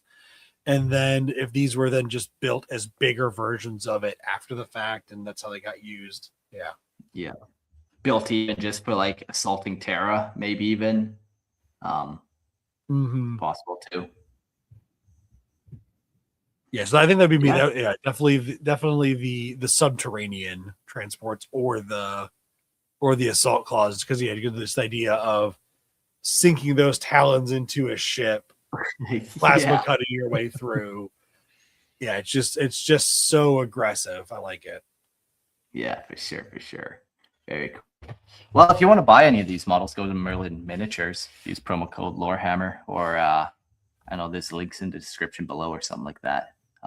You can get some of these models. Some of them exist. You can buy your own Stormbird for $1,500 dollarinos. It's a lot of cheddar. Yeah. Fuck. And also come check out the Lorehammer Listen to Lore podcast. If you have lore you want to submit to lorehammerpodcast@gmail.com, and we'll maybe read it out. yeah, a lot of fun stuff. That was how I got my start on Lorehammer. And look at this. What 4 years later? Here we are. Oof, man, we've done a lot of episodes lately, Gerald. Well, not lately, but over the last like 2 years. Like, man, Lorehammer. Holy smokes. Yeah. Holy smokes. Have I been involved that long already? Yeah, like Wow. we've built like over 140 episodes. You've been on a lot of them. So wild time. Wow. But yeah, you also Good do your Lord. own show, Grimlore. Yes, dear listeners. Did you know that there is also a Warhammer Fantasy? That is what Grimlore is for. We talk about Warhammer Fantasy, a little bit of Age of Sigmar, and then if we feel like it, other grim and or dark settings. So come check us out. Yeah, it's a good time. I listen to them. I've been on a couple episodes here or there. It's a lot of fun. As has Mark, As says more. with his blessing. And if you want a little bit more of me, I do amateur blacksmithing, and I post pictures, occasionally videos around on things like Instagram, Facebook, YouTube. And if you look up Stout Hammer Forge, you will see my stuff. Feel free to, shoot me a message, comment, like, whatever you want to do. If there's, if there's something you think would be cool to see me make, I'm happy to take, just fun requests. I like having, direction for what the next thing I'm going to make is. But yeah, if you like just joining me in my blacksmithing adventures, please. Stout Hammer Forge. Cool. Well, thanks everyone. We'll see you all on the next episode of Lorehammer. We got some bonus episodes and then more Terrion. Adios. Oh,